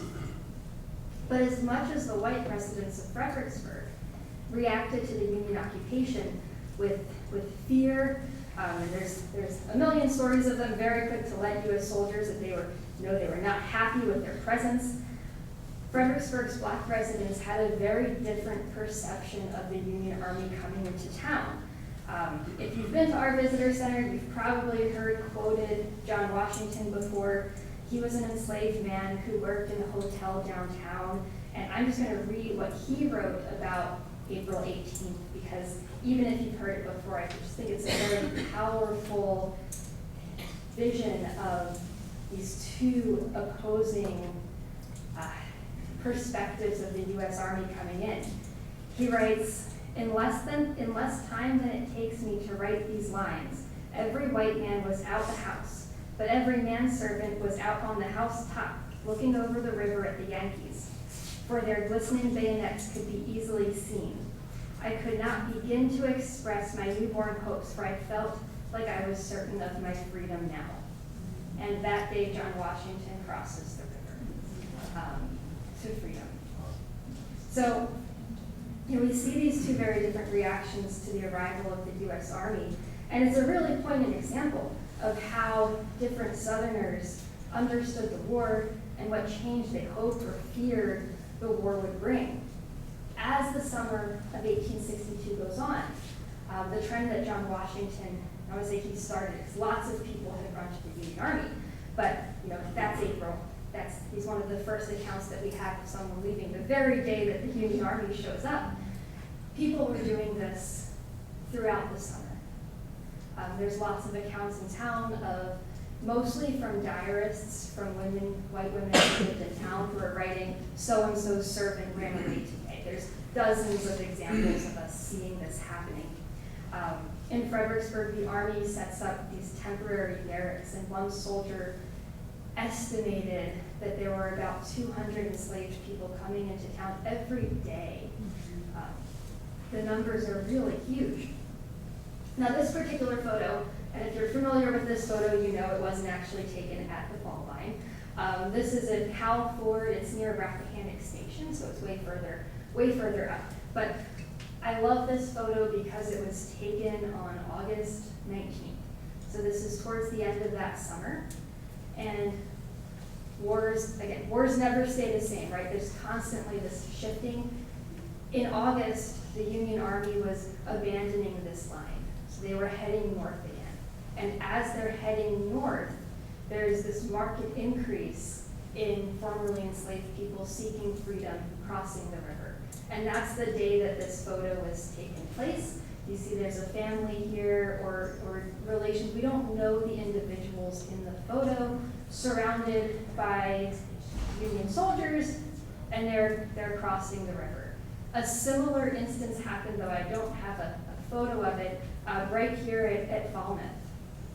As the Union Army was abandoning Fredericksburg, one of the railroad superintendent, he wrote a report of essentially documenting the way that they handled all of the supplies leaving town, everything that the railroad took north as the Union Army was moving north. But in that, he writes that during the 2 days that they were running trains, getting all of the supplies out of town, they were also transporting people. And he estimated that 10,000 formerly enslaved people rode the trains towards Washington, D.C. during that period. And just remember, the population of Fredericksburg was 5,000. Yeah, like there are people who are traveling to this area in order to seek freedom with the Union Army. Now, seeking freedom with the Union Army does not necessarily mean immediately experiencing a better life. Right? People are heading to refugee camps where the conditions are often very poor. But harking back to something that John talked about right, in his talk, that collective action is very, very powerful. The presence of these thousands of people showing up in DC, showing up in army camps, really forces military officials up to the highest rank, up to Lincoln, to start considering emancipation as a war measure, and to become more friendly towards emancipation as a war measure.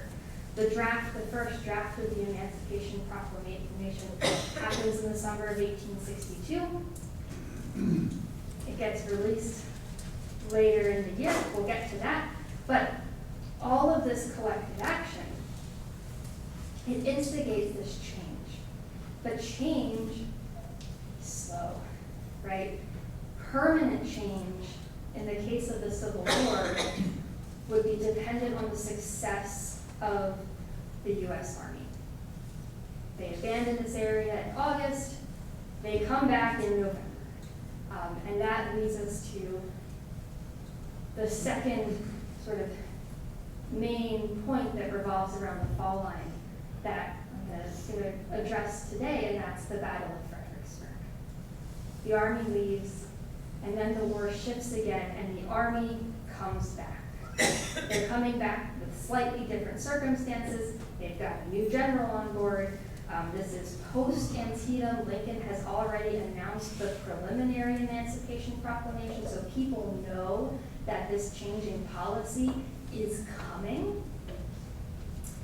And Burnside mentioned the evacuation of Fredericksburg. Burnside had a role in the evacuation of Fredericksburg. He knew there were no bridges, so he ordered these pontoon bridging materials. This is what you see up there. To meet his army. When his army arrives, literally like where we are, they get to the opposite side of the river, and there's no bridging material, so they have to wait. Now, you can be thankful or not. I don't know. I'm not going to litigate the entire Battle of Fredericksburg in this talk. It's just not enough. Just not enough time. But what I did decide to do was address two of the most common questions we get at the visitor centers from people when we talk about the river crossing. The first one is, why didn't they just walk across the river? And people look at things like, we just looked at a photo of people actually doing just that, right? There are times of the year, if you go on the other side of the fall line, further inland, if it's summer, if the river's really low and the water's not too cold, you can literally walk across the river in some places. I think that this question though makes sense because it's an understandable impulse.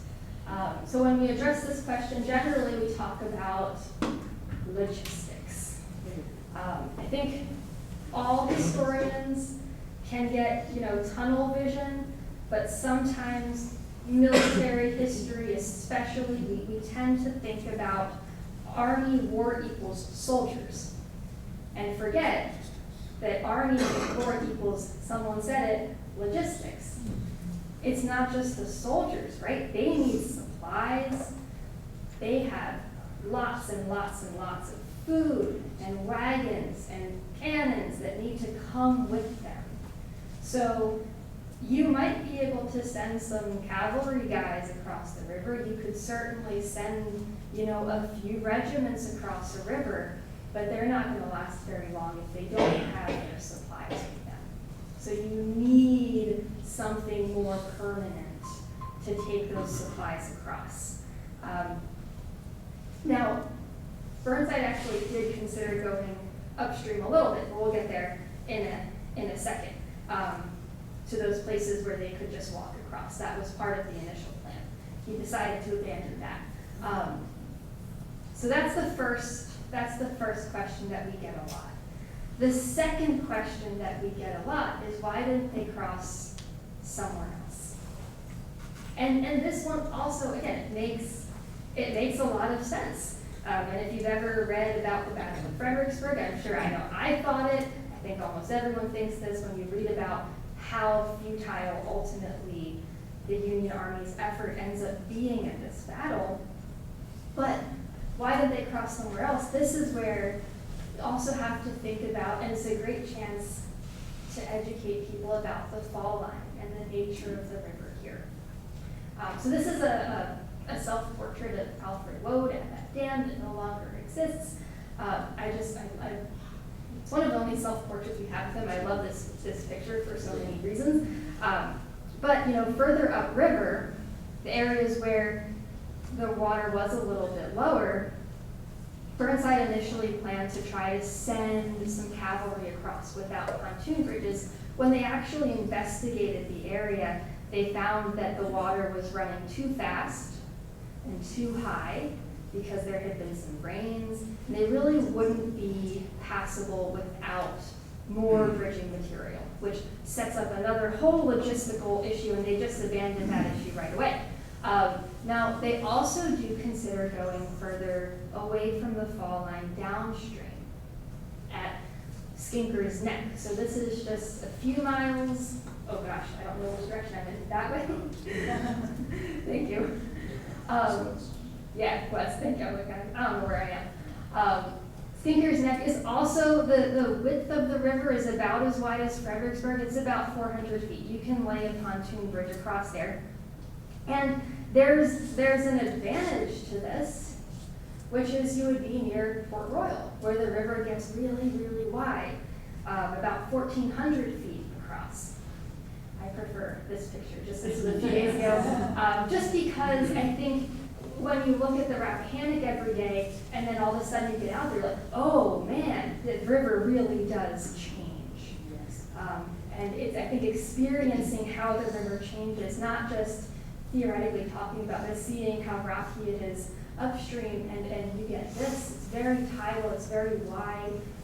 For the Army, though, they looked at this and they said, we can bring supply ships in here. So if you have a crossing point near a place where you can bring supply ships, that can be kind of an advantage. So they do investigate this. On December 5th, 4 U.S. ships sailed towards Port Royal, and they encounter Confederate artillery because the Confederates were guarding this town, right? They understand that this is a valuable place too. Burnside ultimately, he describes the crossing at Skinker's Neck, or the potential of them crossing at Skinker's Neck, saying, the ground at this point was favorable for crossing, but our preparations attracted the attention of the enemy, after which he made formidable arrangements to meet us at that place. Fancy 1860s way of saying, they knew we were coming. They figured it, they're just gonna follow us wherever we go, right? They're already here, they see us, they're gonna follow us wherever we go. So Burnside decides to stick with his initial impulse and cross at Fredericksburg. And he described, or explained that to Lincoln, or his justification for crossing at Fredericksburg. He says, in moving by way of Fredericksburg, there is no point up to the time when we should reach that place at which we will not be nearer to Washington than the enemy, and we will all the time be on the shortest road to Richmond.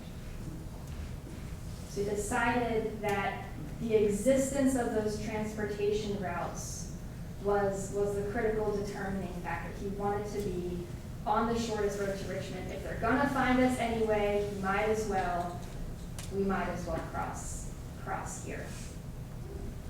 So to wrap us up a little bit, the Battle of Fredericksburg, as I'm sure a lot of us know, does not turn out successfully for the U.S. Army. They have to recross the river. They spend the winter on this side of the Rappahannock, watching the Confederate Army that's on the other side of the Rappahannock.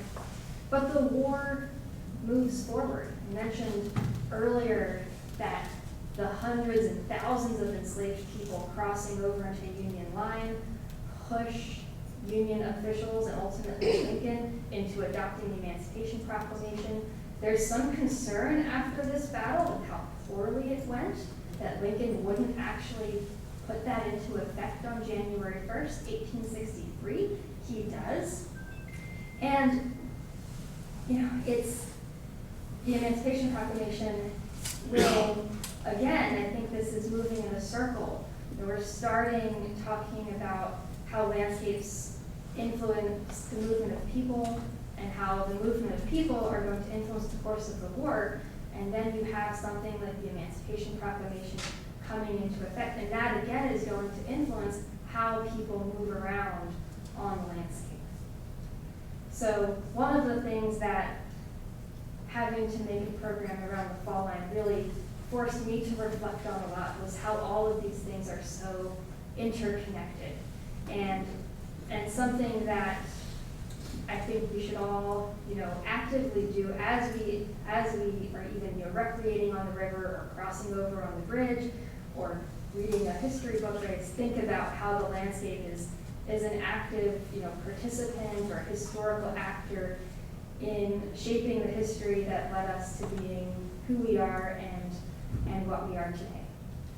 With that, I'm going to stop talking, but thank you guys so much for listening. Thank you. Any questions?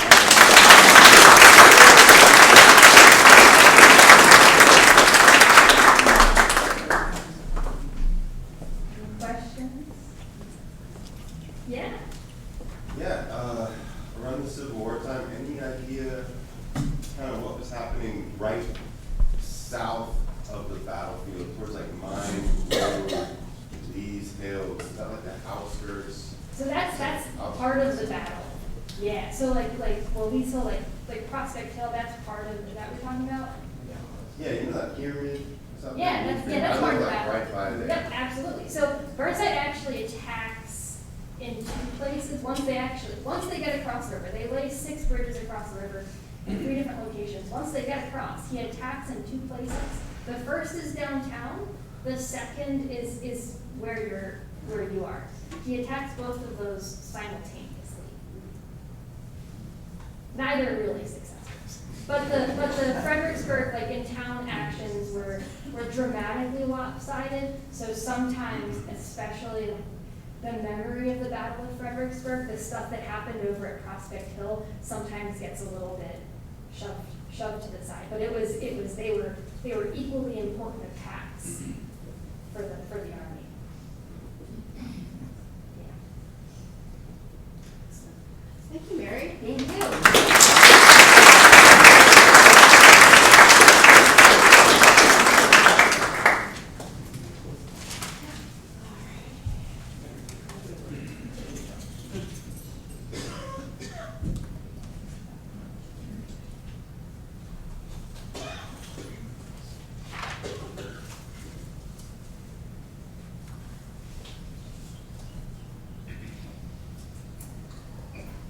Last but not least, we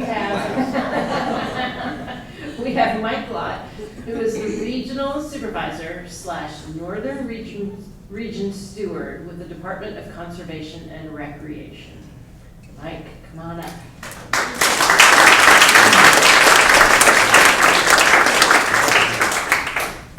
Well, good afternoon, everyone.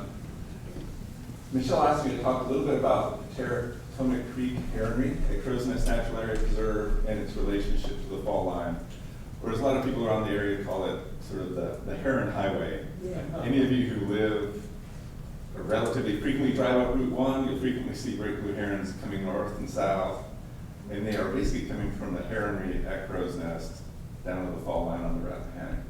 And we'll talk a little bit more about why that is so as we go along. So I'm going to talk a little about great blue herons, the life history of great blue herons, talk a little about Crow's Nest and the Potomac Creek Heronry at Crow's Nest, and we'll end with why are they coming down here? The reason is pretty obvious. So a little bit about great blue herons. They're the largest North American heron in the United States. They're about 5 feet tall. They have a wingspan of 5.5 to 6.5 feet. They're distributed all over the United States. They breed pretty much everywhere except for the highest mountains in the Cascades, Sierra Nevada, the Rocky Mountains. They also don't breed in parts of the Sonoran and Mojave deserts. There's not enough wetlands and habitat for them to find food. They primarily utilize, obviously, wetland habitats, ponds, lakes, lake edges, lake pond edges, rivers, edges of rivers and streams. Food habits, they're primarily fish eaters, but they're opportunistic. They feed slowly by waiting, slowly walking along, or they'll just sit still and ambush things that go by. So I've seen them eat snakes, I've seen them eat frogs, I've seen them eat smaller birds, so, what have you, but they primarily eat fish. In terms of breeding, they nest singly, like one pair uses a nest, but they nest in colonies. The colony size is strongly correlated with the quality and the amount of habitat that was typically within 1.5 to 4 miles of that colony. It's typically the range that they will travel between. They start usually coming back to these colonies in February to April. And it's sort of, as you can imagine, sort of a latitudinal gradient. So they come, like I was just in Florida last week, they were already on nest, they already have babies. But as you go further north, they start nesting later as it warms up. At Crow's Nest in this area, they typically start coming back in February. And they're laying eggs in March, mid-March or so. They lay on the incubate eggs for about 27 days before they hatch, and then they fledge at about 60 days after they hatch. In terms of conservation, I won't go on here. So about conservation and management. Historically, they've been affected by industrial contaminants, whatnot in the past. That's improved over time. Human disturbance, pretty much habitat loss and wetland destruction over time has affected them. Past hunting, it's just down in Florida where a lot of birds, particularly in the late 19th, early 20th century, a lot of these types of birds were hunted for hats, for women's hats. Plumes, egrets, herons, a lot of other birds that were in those similar habitats. Herons' response to disturbance varies. Like in Florida, they're so adapted to so many people, there's so many wetlands that you see them nesting right among subdivisions. Other places where people are not as dense, they're a little bit more skittish and will often abandon nests if that gets too noisy. There's also some evidence that bald eagles, well, we know bald eagles have stayed at Crow's Nest, they nest right amongst the herons, and they will eat, bald eagle adults will eat heron chicks. Although there seems to be some indication that because bald eagles are protective of their food source and a lot of other things will eat baby herons, that they will somewhat protect them from other predators, raccoons, what have you. And so, because they want them for themselves. Just you might protect your food source. So now I'll talk a little about the Potomac Creek Heronry. This is a picture of a typical nest tree in American sycamore where most of the nests are. Just for geographic location, we are here today along the fall line of Fredericksburg. This is Crow's Nest Natural Area Preserve. This in purple is roughly, well, it's not roughly, it's where the heronry is at Crow's Nest. It's located along Potomac Creek, the western end of the peninsula. I'll just put a shout out to the Northern Virginia Conservation Trust. We worked with Hal Wiggins years ago to obtain that. The land that protects most of the herons is sort of mitigation for the Stafford County Airport. And since that time, that was the first piece of land that was protected at Crow's Nest. And since then, obviously, we have added much more. This is just a quick boundary of the preserve as it exists today. John talked about that crazy effort it was to protect the miles of river here in the Rappahannock. It was a similar battle to protect Crow's Nest that went on for many decades and successfully, culminated in 2008, 2009 with the original 1,700 acres, or 2,872 acres that were purchased then. And we've added more since. This area in green is the land we're planning to add to the preserve in the coming 5 or so years. This part here will be added this year, this part here will probably be added sometime next year. A little about the preserve statistics. Preserve is currently, we've added 500 acres since 2009. It's 3,334 acres. Our primary interest in it is it's sort of a large, intact kind of ecosystem. It protects over 2,000 acres of mature coastal plain hardwood forest. Pretty much the best remaining coastal hardwood forest in Virginia that wasn't protected at the time. It also protects over 956 acres of wetlands, from this freshwater tidal marsh along Ackie Creek to the bottomland forest where the heron's nest. These wetlands are obviously very important for a lot of reasons, biologically, herons, a lot of species of fish, etc. So the Potomac Creek Heronry, like I say, it's located within a bottomland forest on Potomac Creek. The nests were primarily in American sycamore trees, with a lesser number in green ash, sweet gum, and pin oak. Unfortunately, about 2014, if you're familiar with the emerald ash borer, it's an insect from Asia, got into the United States, sort of in the Michiganish area, and slowly spread through the United States. It reached Stafford County before 2014, but the effects were obvious starting in 2014. So if you think of this forest where these herons were nesting, there's sycamore trees, and the tallest trees stick above the canopy, and then there was a sub-canopy of green ash. The green ash is now gone. So it's almost like you got islands of big sycamore trees with nothing in between. Not great for them in terms of susceptibility to wind throw and the windstorms, probably more at risk of predation, things of that nature. But probably the biggest threat moving forward is also all these green ash, all these trees are big, they basically are like plungers pulling water out of the ground during the growing season. And because of that, their loss has affected the hydrology on Potomac Creek, on Ackie Creek. If you drive along Ackie Creek at Crow's Nest and you see all the dead trees, as the trees die, because the trees aren't pulling up groundwater anymore and they're photosynthesizing in the summer, the water tables are getting higher. As the water tables get higher, American sycamores are adapted to wetland, having their feet wet part of the year, but they're not very well adapted to being wet all the time. And over time, especially in Ackie, where we lost a lot of the sycamores. The concern is, over time, that will happen at Crow's Nest as well. So we are focusing a lot of our energy moving forward, not only the green area we show that we're moving on, but we're trying to protect as much land around the heronry as possible, that as these trees die, that they can expand out. We've already seen them moving into tulip poplars in smaller numbers, but hopefully they can expand out as the current trees they're using die.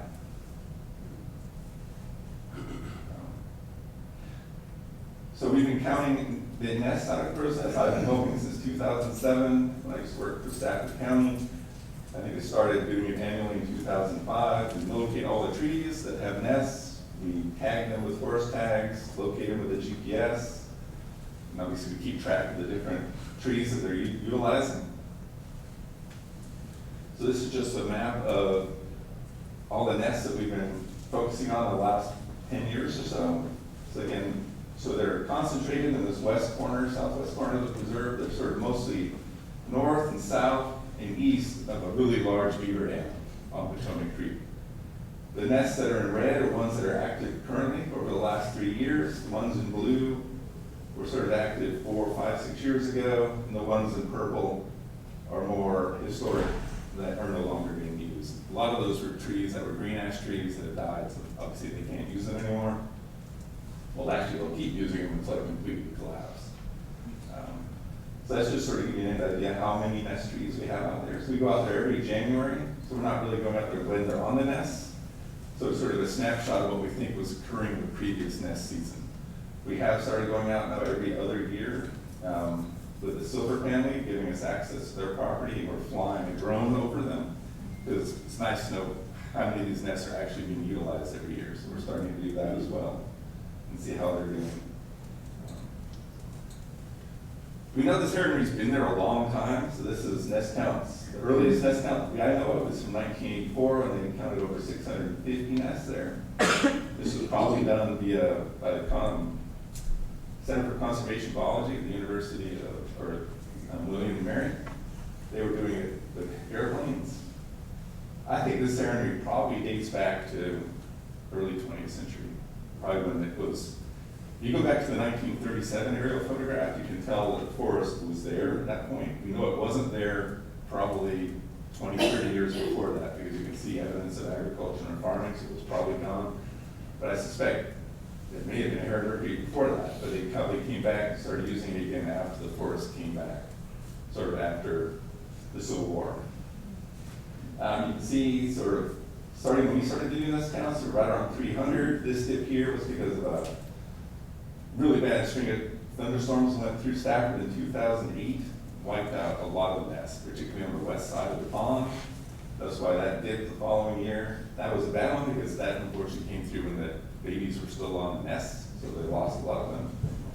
This one in 2013, if you remember, in June of 2012, we had that big derecho came through. Thankfully, it was later, so the birds had fledged and moved on. But it just sort of wiped out that whole bunch of nest trees were blown over, nests were blown out of the trees. We didn't see carcasses of dead herons, so that was a good thing.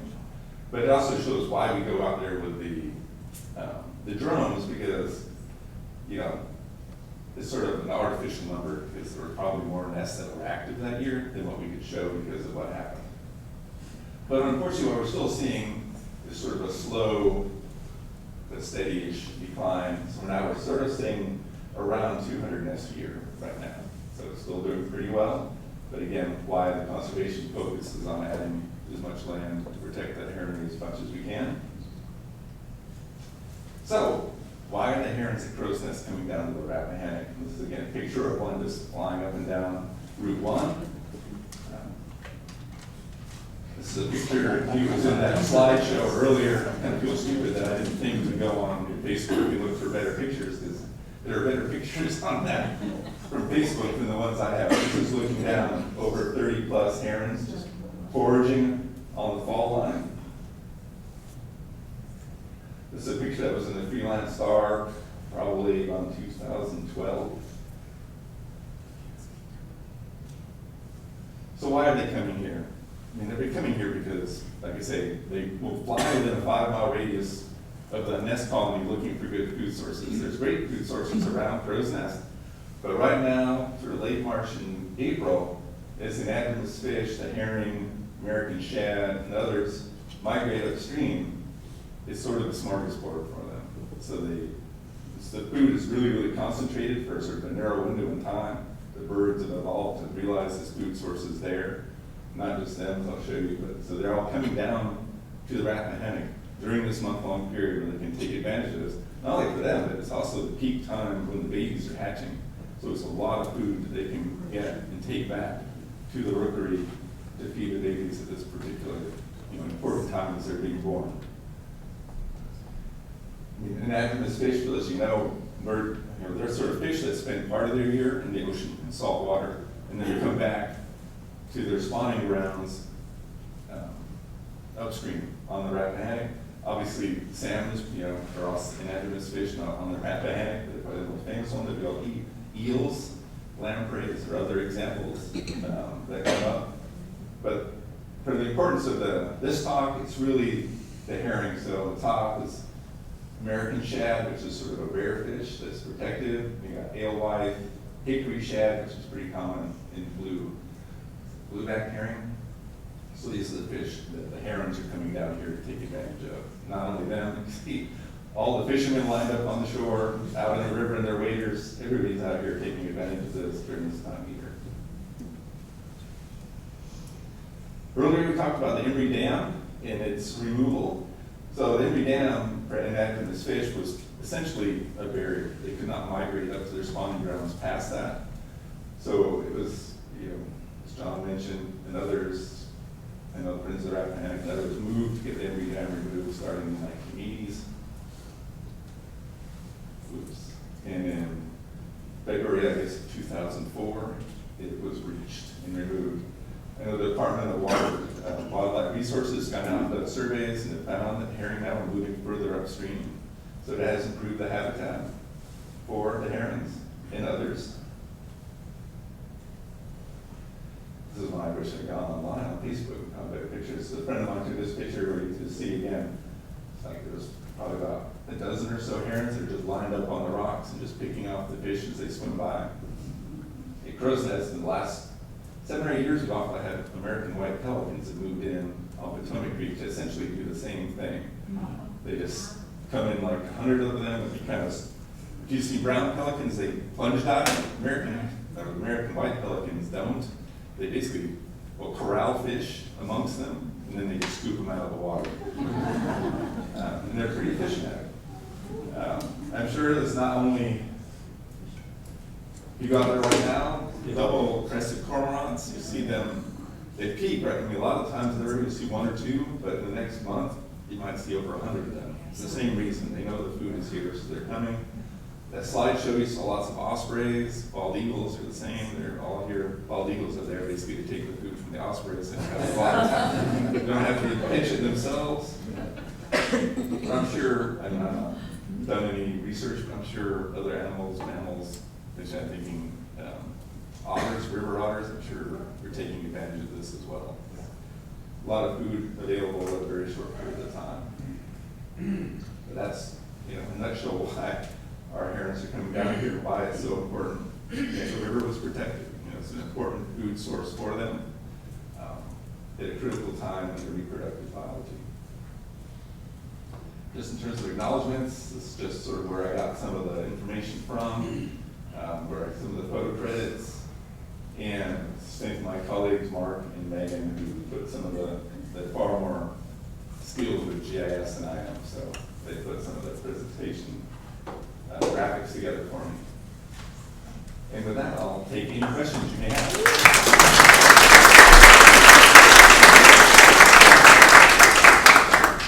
Talk about the uniqueness of this region, the Crow's Nest, and its relationship with the Rappahannock River's fall line in the Mid-Atlantic. How unique is this particular ecosystem? Right. For herons. For herons, I mean, I think it's pretty unique in this particular. I'm sure there are. I mean, there are other heron rookeries, smaller ones, like on the James River in Richmond, that are taking advantage of a similar thing. This is the largest rookery. There's a larger one at Mason Neck, but they're not flying to a fall line. They're taking advantage of the resources they have there. It's certainly way too far to get down to the Rappahannock or up to the fall line on the Potomac River. So I think this is a fairly unique relationship, certainly locally. I'm sure other heron rookeries have taken advantage of something similar elsewhere. Yes, Hal? Yeah, Mike, over the years, we've talked about where do the herons go in the winter? They're not migratory, I think, but they tend to like stay around, but you're not seeing them. You're not seeing them. I think a lot of that is because they hunt singly. They don't hunt as a group. Okay. And they just disperse across the entire Chesapeake Bay. Okay. They're just dispersing out. A lot of them do remain at Crow's Nest or in the area, but then they only really concentrate during the nesting season. The rest of the time, they're just sort of on their own foraging, and they'll be anywhere where there's suitable foraging habitat for them. Now, to answer this gentleman's question, I've got a 1984 National Geographic article about the great blue heron colonies of the Chesapeake Bay. They tend to dot the entire Chesapeake Bay, in the estuarine areas. So you have marsh, freshwater, saltwater marsh, and a little bit inland. There's the heron crow's nest is one of the big ones. It's very big, and I think Mike may have invented a new word because I can't find the word heronry anywhere else. There's rookery, rookery. I didn't make it up. It was. We didn't make it up. But I think you say it describes shows pretty good. The interconnectedness, not just the cultural resources on the river, but also the biological resources along the river. that it's not just those that are on the river itself, but those around that come to the river to take advantage of the resources that are there. Any speculation or evidence why we don't have a rookery closer to this bountiful fall line? You know, they're probably, I mean, it is a good question. I imagine it has something to do with, like I say, because they like wetlands, is probably their primary foraging source, you know, or the water's a little bit shallower where they can get to food. So I imagine a lot of it has to do with available food for them. In the off season for. Yeah, in the off season they'll go everywhere, but when they're during the nesting season, I mean, they're primarily going to nest where they are within, like I say, within 5 miles of a concentrated food source, where they're, you know, so they don't have to fly too far. So I think it has probably a lot to do with that. I mean, because obviously the Rappahannock going upstream is forested, and they also have to do with, you know, topography and the kind of trees that they like to nest in. They don't only nest here in Mason Neck, they're primarily nesting in pine flatwoods, but those pine flatwoods are also sort of on the edge of a floodplain forest, so it's really close to those resources as well. So I would guess that has to do with food availability. Is there a heron webcam? You know, we've talked about that for a long time. Northern Virginia Conservation Trust has liked the idea of doing that because it's good publicity for them. Because it's sort of their flagship thing that they've saved in a lot of ways. Sort of the technical part of it is really is how you get it up there, and you need good cell phone covered access to get the, you know, to get good coverage of the photograph. And up to now, it hasn't been really there, but I think it's still something they're thinking about doing. Is the distance increasing for shad and for shad? Each year, are they still just coming around to the fall line and?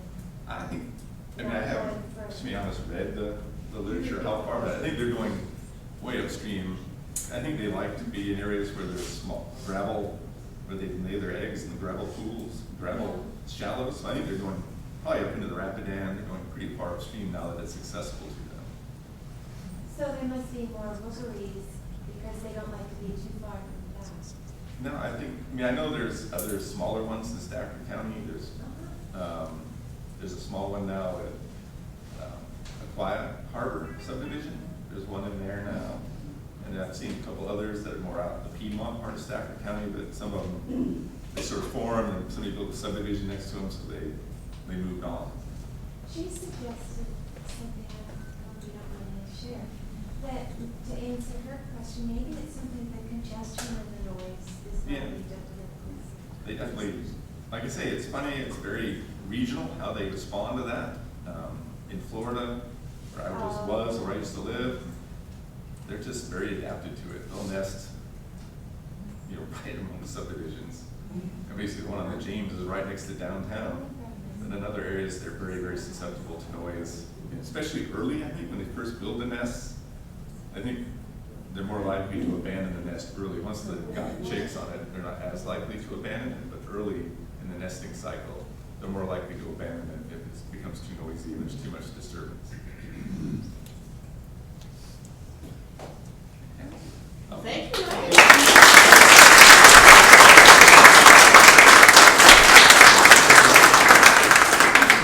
We love crow's nest. All right, now we are moving on to the panel discussion of today's symposium, and our moderator is Brent Hunziker. He is with the Friends of the Rappahannock, and he is the Advocacy and Coastal Programs Director. And I guess the speakers will kind of move over here, and I'll give you this. I'm going to turn the lights on.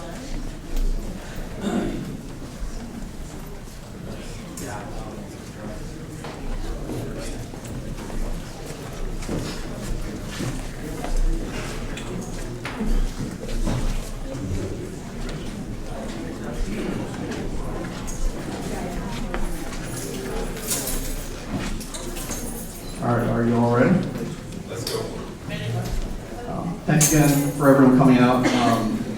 Once again, my name is Brent Hunsinger, and I do work for Friends of the Rappahannock, and I have the esteemed pleasure of running a brief panel, because it is already getting on in the day, and it is going to be, it is still beautiful outside, for a chance for us to go see the fall line. We are truly in a time of transition in the fall line region. We face a lot of challenges. We also face a lot of opportunities that are affecting this general region. Culturally, historically, ecologically, we have lots of things happening, to say the least. Without getting too far down, some of the things that are in transition, I would say, are related. I want to really focus today, because we've talked about the land a lot. I am very concerned about the river as well, obviously, from Friends of the Rappahannock, and water supply challenges are something that we are facing. But I think we should probably, I'd like to focus on land and the land use changes that are occurring, if that is okay with you all. Yes. And I'm going to kind of ask each one of them a little bit of a prompt question about land use, and then we're going to be able to take questions as long as you all are willing to do so today. So what I really wanted to bring up first, I guess my first question might be for Dr. Sellers. Could you, if we're thinking about changes in land use, and we do know that we are having rapid development from commercial, industrial, and residential type of, and also things related to power generation, we're going to see clearing of land from a variety of sources and impacts and kind of drivers, I will say, of that. I was wondering, Dr. Sellers, if you could briefly discuss impacts from land use clearing on archaeological sites in the region in general, if you can.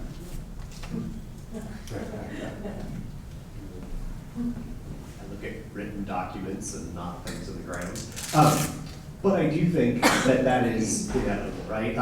There is archaeological evidence all over the place. I mentioned briefly that there are all these sites, some of them have been documented, many have not. And I think in a perfect world, we would have lots of time to really think about what is there and do some really thorough recovery and examination. I think realistically, more often what we get are these brief survey digs where we can sort of document that yes, there are archaeological remains, and they don't always get the respect that they really deserve, I think, a lot of the time. And that's because of the rapid pace of this development, because there are those investments, because people are looking for those returns. There's a lot of pressure in a growing region that I think accelerates that. The resources to do those kinds of digs and really closely examine the archaeology is a major challenge. This is one of the reasons that I do think it's important that we have those state-recognized tribes, those federally recognized tribes that have the status to be able to kind of project their voices into those conversations and slow some of that process down and make sure that there is that careful examination of those lands. Thank you, and I think that is, I believe that the tribes in this region are just beginning to realize their power, and I am very hopeful, and I think in the coming years you will see tribes, whether they're federally designated or state designated or pursuing federal designation, that it takes a lot of time and resources to become a federally designated tribe, and basically you're having sovereign conversations from one sovereign nation to the United States government, which is not something that we think of because we live in the United States, but they are having these very real conversations as sovereign nation. That takes a lot of time and resources to stand up those governing and kind of court institutions. So just to acknowledge that. Let's see. Mary, I'd like to, if you could briefly address, from the National Park Service point of view as best you can, some of the tensions or balances that you all have to navigate between kind of natural and historical preservation in the Fall Line area. Yeah, thank you. And that's something that is a big issue within the Park Service, because it is our mission to preserve both natural and historical features. And even us being a historical park, we still have that mission to preserve the natural features. So we have small number of natural resources staff, and they work with a group called the excitingly named Mid-Atlantic Inventorying and Monitoring Network.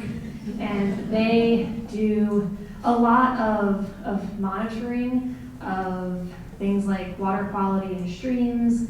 They do monitoring of like a lot of macroinvertebrate monitoring to track the diversity of species, because if you have a greater diversity, that means there's better health in your streams. We do a lot of that in the streams. I didn't mention the vernal pools earlier. They also track vernal pools, places where amphibians are growing. And I am not a natural resources person. I'm getting my specific words wrong, but places where amphibian eggs are laid and they grow and spawn and do what they do. The vernal pools. So we do a lot of monitoring on that, and then it's also balancing understanding that, we are a historic landscape, we are invested in maintaining things like historic view sheds, but also doing that in a way that impacts the natural features of the landscape as minimally as possible. So from a management standpoint, that's decisions like, it's really exciting, guys, like we have a mowing plan at the park. The mowing plan tells us when we're allowed to do things like mow certain places so that it doesn't impact like pollinators in fields and impact the natural resources as little as possible. So it's that balance, right? It's never going to be perfectly one or perfectly the other, but if we can preserve some of those green spaces, we do acknowledge that with increasing development, the green spaces in the park are increasingly some of the few and far between green spaces in the area.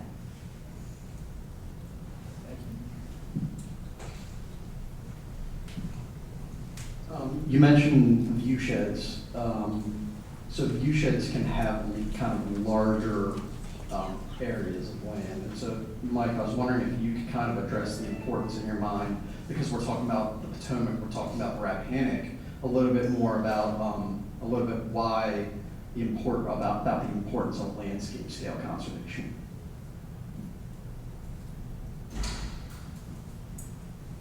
I'm thinking about it so I work for the Natural Heritage Program, the Department of Conservation and Recreation. Sort of our mission is to essentially try to preserve as well as we can the biodiversity of the Commonwealth of Virginia. And to the extent that you can protect land on a landscape scale, of an ecosystem level scale, you're not only protecting more species, but you're also protecting the interactions between those species in a better way to really, just have a better bang for your buck, basically. We don't have a lot of money to spend on ecosystem protection on that. You think about Crow's Nest was $34 million to buy 2,800 acres in the beginning. But also it protected land on sort of more of a landscape level. It wasn't just, a lot of our preserves are 200 acres, they're protecting a very specific rare plant or a rare animal, where Crow's Nest is protecting not a lot of rare individual species, like the heron-mercury sort of a rare thing we track, and there are some rare plants and animals, but it was really designed to protect a large land-scale ecosystem because they're becoming rare and they're harder to find and protect. So the broader ecosystem services, all the interactions, you can just protect that better if you do it on a landscape scale.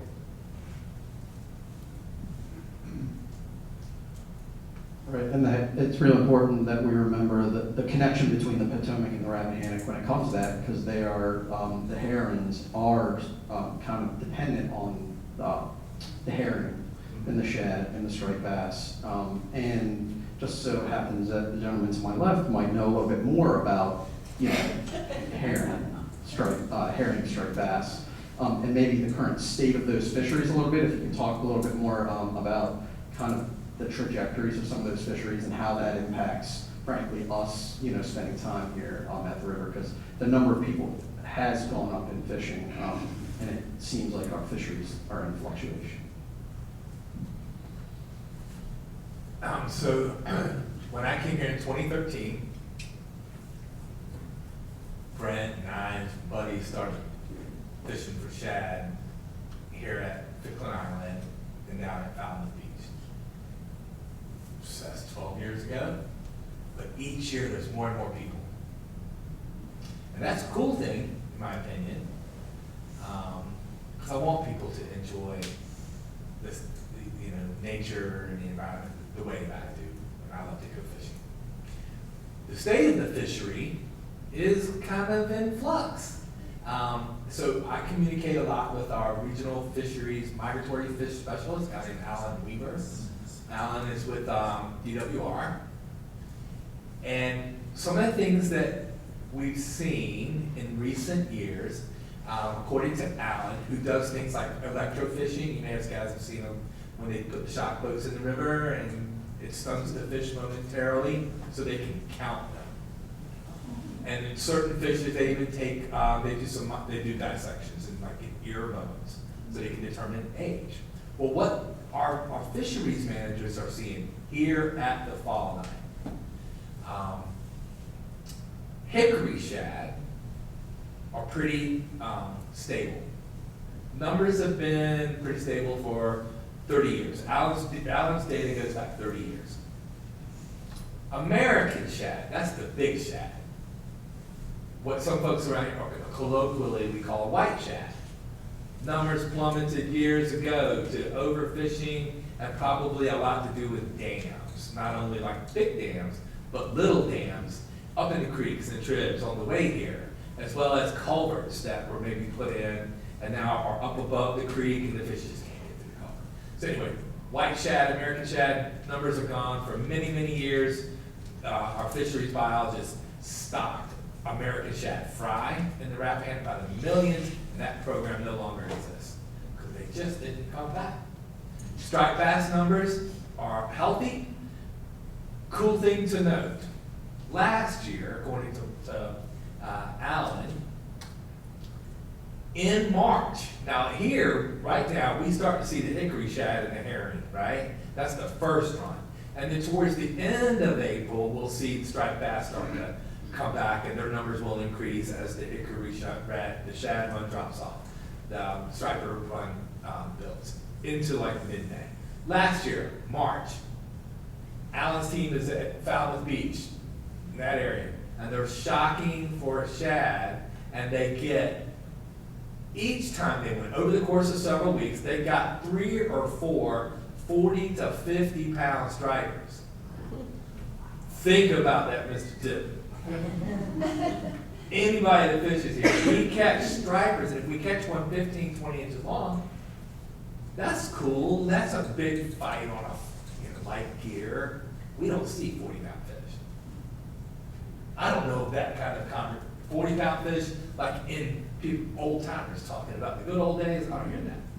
So that's a big question. So Alan saw that last year on several visits in March, which is before the stripers are supposed to be here. They're getting these big females. Well, what does that mean? And is that an effect of, okay, it's been 15 years since the dam was taken down, and all of a sudden we are finding striped bass in the rapid and are all the way up to Kelly's Ford. They shock them up out there. They couldn't have done that before the dam was removed. So, wow, are these big fish coming up here? As a result, I don't know, not my thing, but he shared that information with me. I'll share that with you. Speaking of opportunities, might not have to go to the bay to catch a 40-inch striper. Can you imagine? I've been throwing away my money the whole time. So speaking of opportunities, I wanted to take a chance, thank you all very much, appreciate that, to involve the audience. So this is at this point, we talked a little bit about the challenges, but what I'd really like to discuss with you all is maybe some of the opportunities that we have to work as partners and organizations, but also as a public, going forth in the future to try and work on some of these challenges that we're faced with, whether it's water related, land related, and that type of thing. So does anyone have any thoughts perhaps on opportunities that we might have moving into the future? And I'll bring you the mic. Thank you. Thank you, Brett. This has been a wonderful symposium. Thank you Thank you, Michelle, and everyone here. This is my obsession. You know, there is my idea where we are has the greatest density of biological and historical resources in all of Virginia. All right. I'm telling you this because professionally I had access to database information, especially historic resources.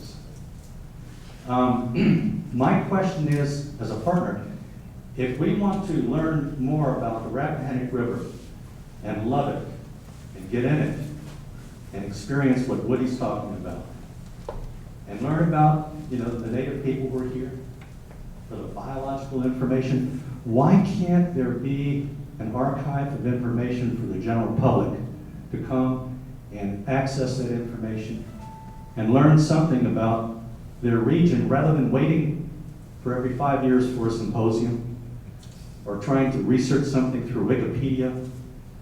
There needs to be a clearinghouse, in my opinion, to develop an archive of all these resources. I'll tell you why I feel strongly about this. For 10 years, I was a renter at the Friends of the Rappahannock building. Woody would come to me and pick my brain.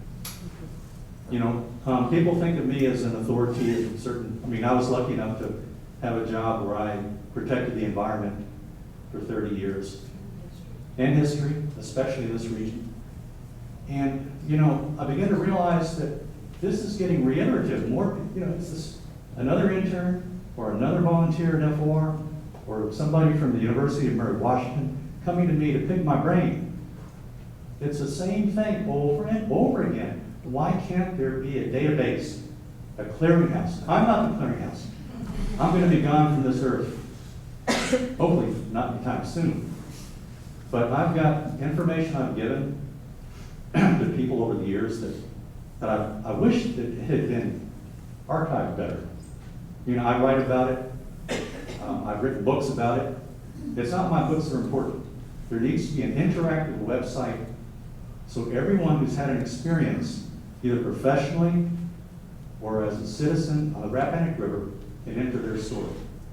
John Tippett gave an exceptional presentation about the continuity since the native people, since what we know. What do we know about the people that were here at the Falls of Rappahannock? That's history. That should be at your fingertips. You know, going up into the Rappahannock Defense Council committee, rather, the Development of Friends of Rappahannock, the work that they did, the advocacy here in the river. There needs to be a way that the newbies coming on board, you know, the new people, can find this information. You can go to Grant, where is it? Does FOR have a website? Well, we're working on it. You know, University of Mary Washington is putting this together. Wonderful. I applaud you, but I think we need to find a better clearinghouse for this immense information here at the Falls of Rappahannock. Thank you.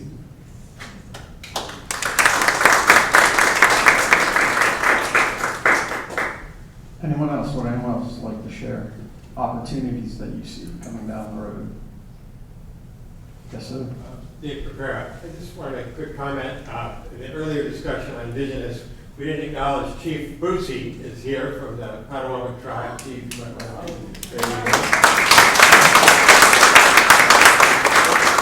me, I'm going to relate it to your question. When we look at the downriver Potomac story, the Potawatomis, the Rappahannocks, a lot is known about that. We have a remarkable tribal center here. I know FR, we're teaming up on environmental conservation values.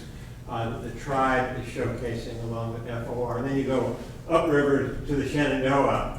And there will be, I got this idea, studying the Manahawk linkages, the Siouan country, stumbled upon the Missouri River, not only the tribes, but the Lewis and Clark Trail, you know, idea. A greater Rappahannock conservation and indigenous whole story heritage will happen, is happening. There's bits and pieces of this all over. But I think, Brad, also that becomes, with the conservation ethos of our forebears and people like Woody and everyone here today, becomes another part of what John called the powerhouse, you know, behind the story. I think the conservation and even the peace of these falls is a great force for our country. So I just want to put that out, the idea of this overall mapping, that you are the one group that goes from Piedmont Park to the Bay, tying in indigenous and conservation, I think can become a great driver and a constituency builder for some of the big issues ahead. Thank you. Sir, I actually have a great question, if I may.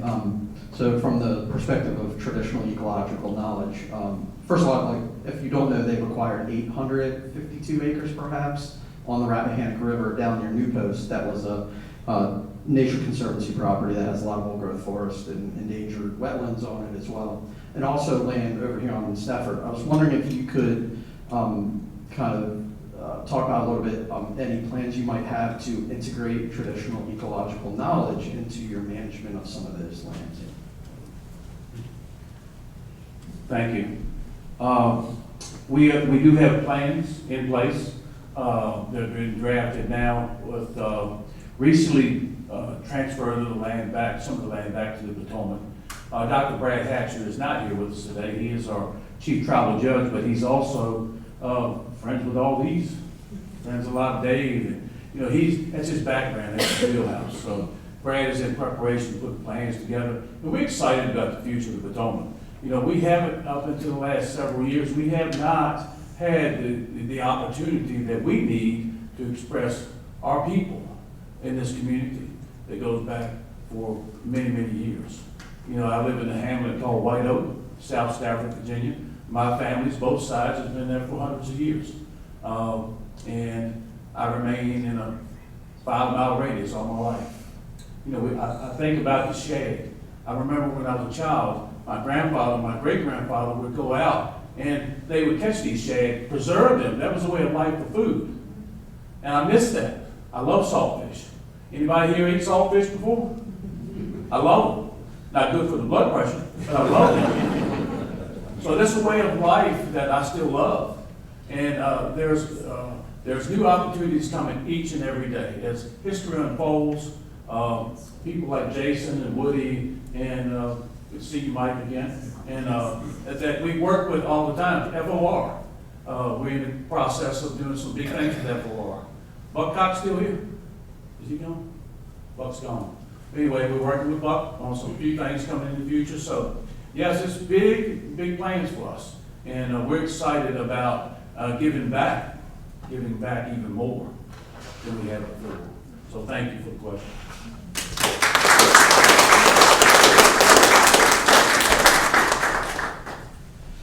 Is there anyone else? At this point, we are approaching 4 o'clock, and I know the time frames, but yes, ma'am. We'll do one final question if you'd like to stand up. Mine is just a moment.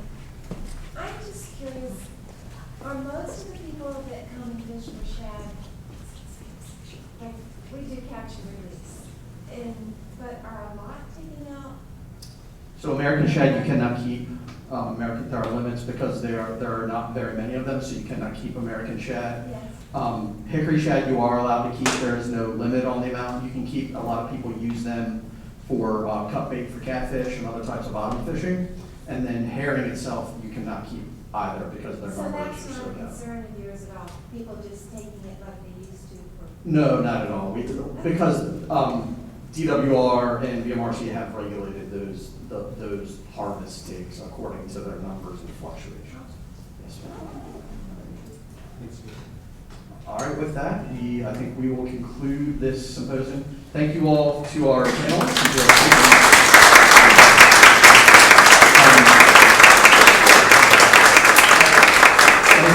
Thank you again, Michelle, for hosting and to very much. With that, we bid you all adieu. Thank you all very much. And for those of you who have a little bit more time, Mike and my husband, Andrew, are going to walk down to the river. So if you want to join them, you can just meet outside right over here. And we'll keep this, obviously, this space open, so if you want to come back and use the bathroom afterwards, you're more than welcome to.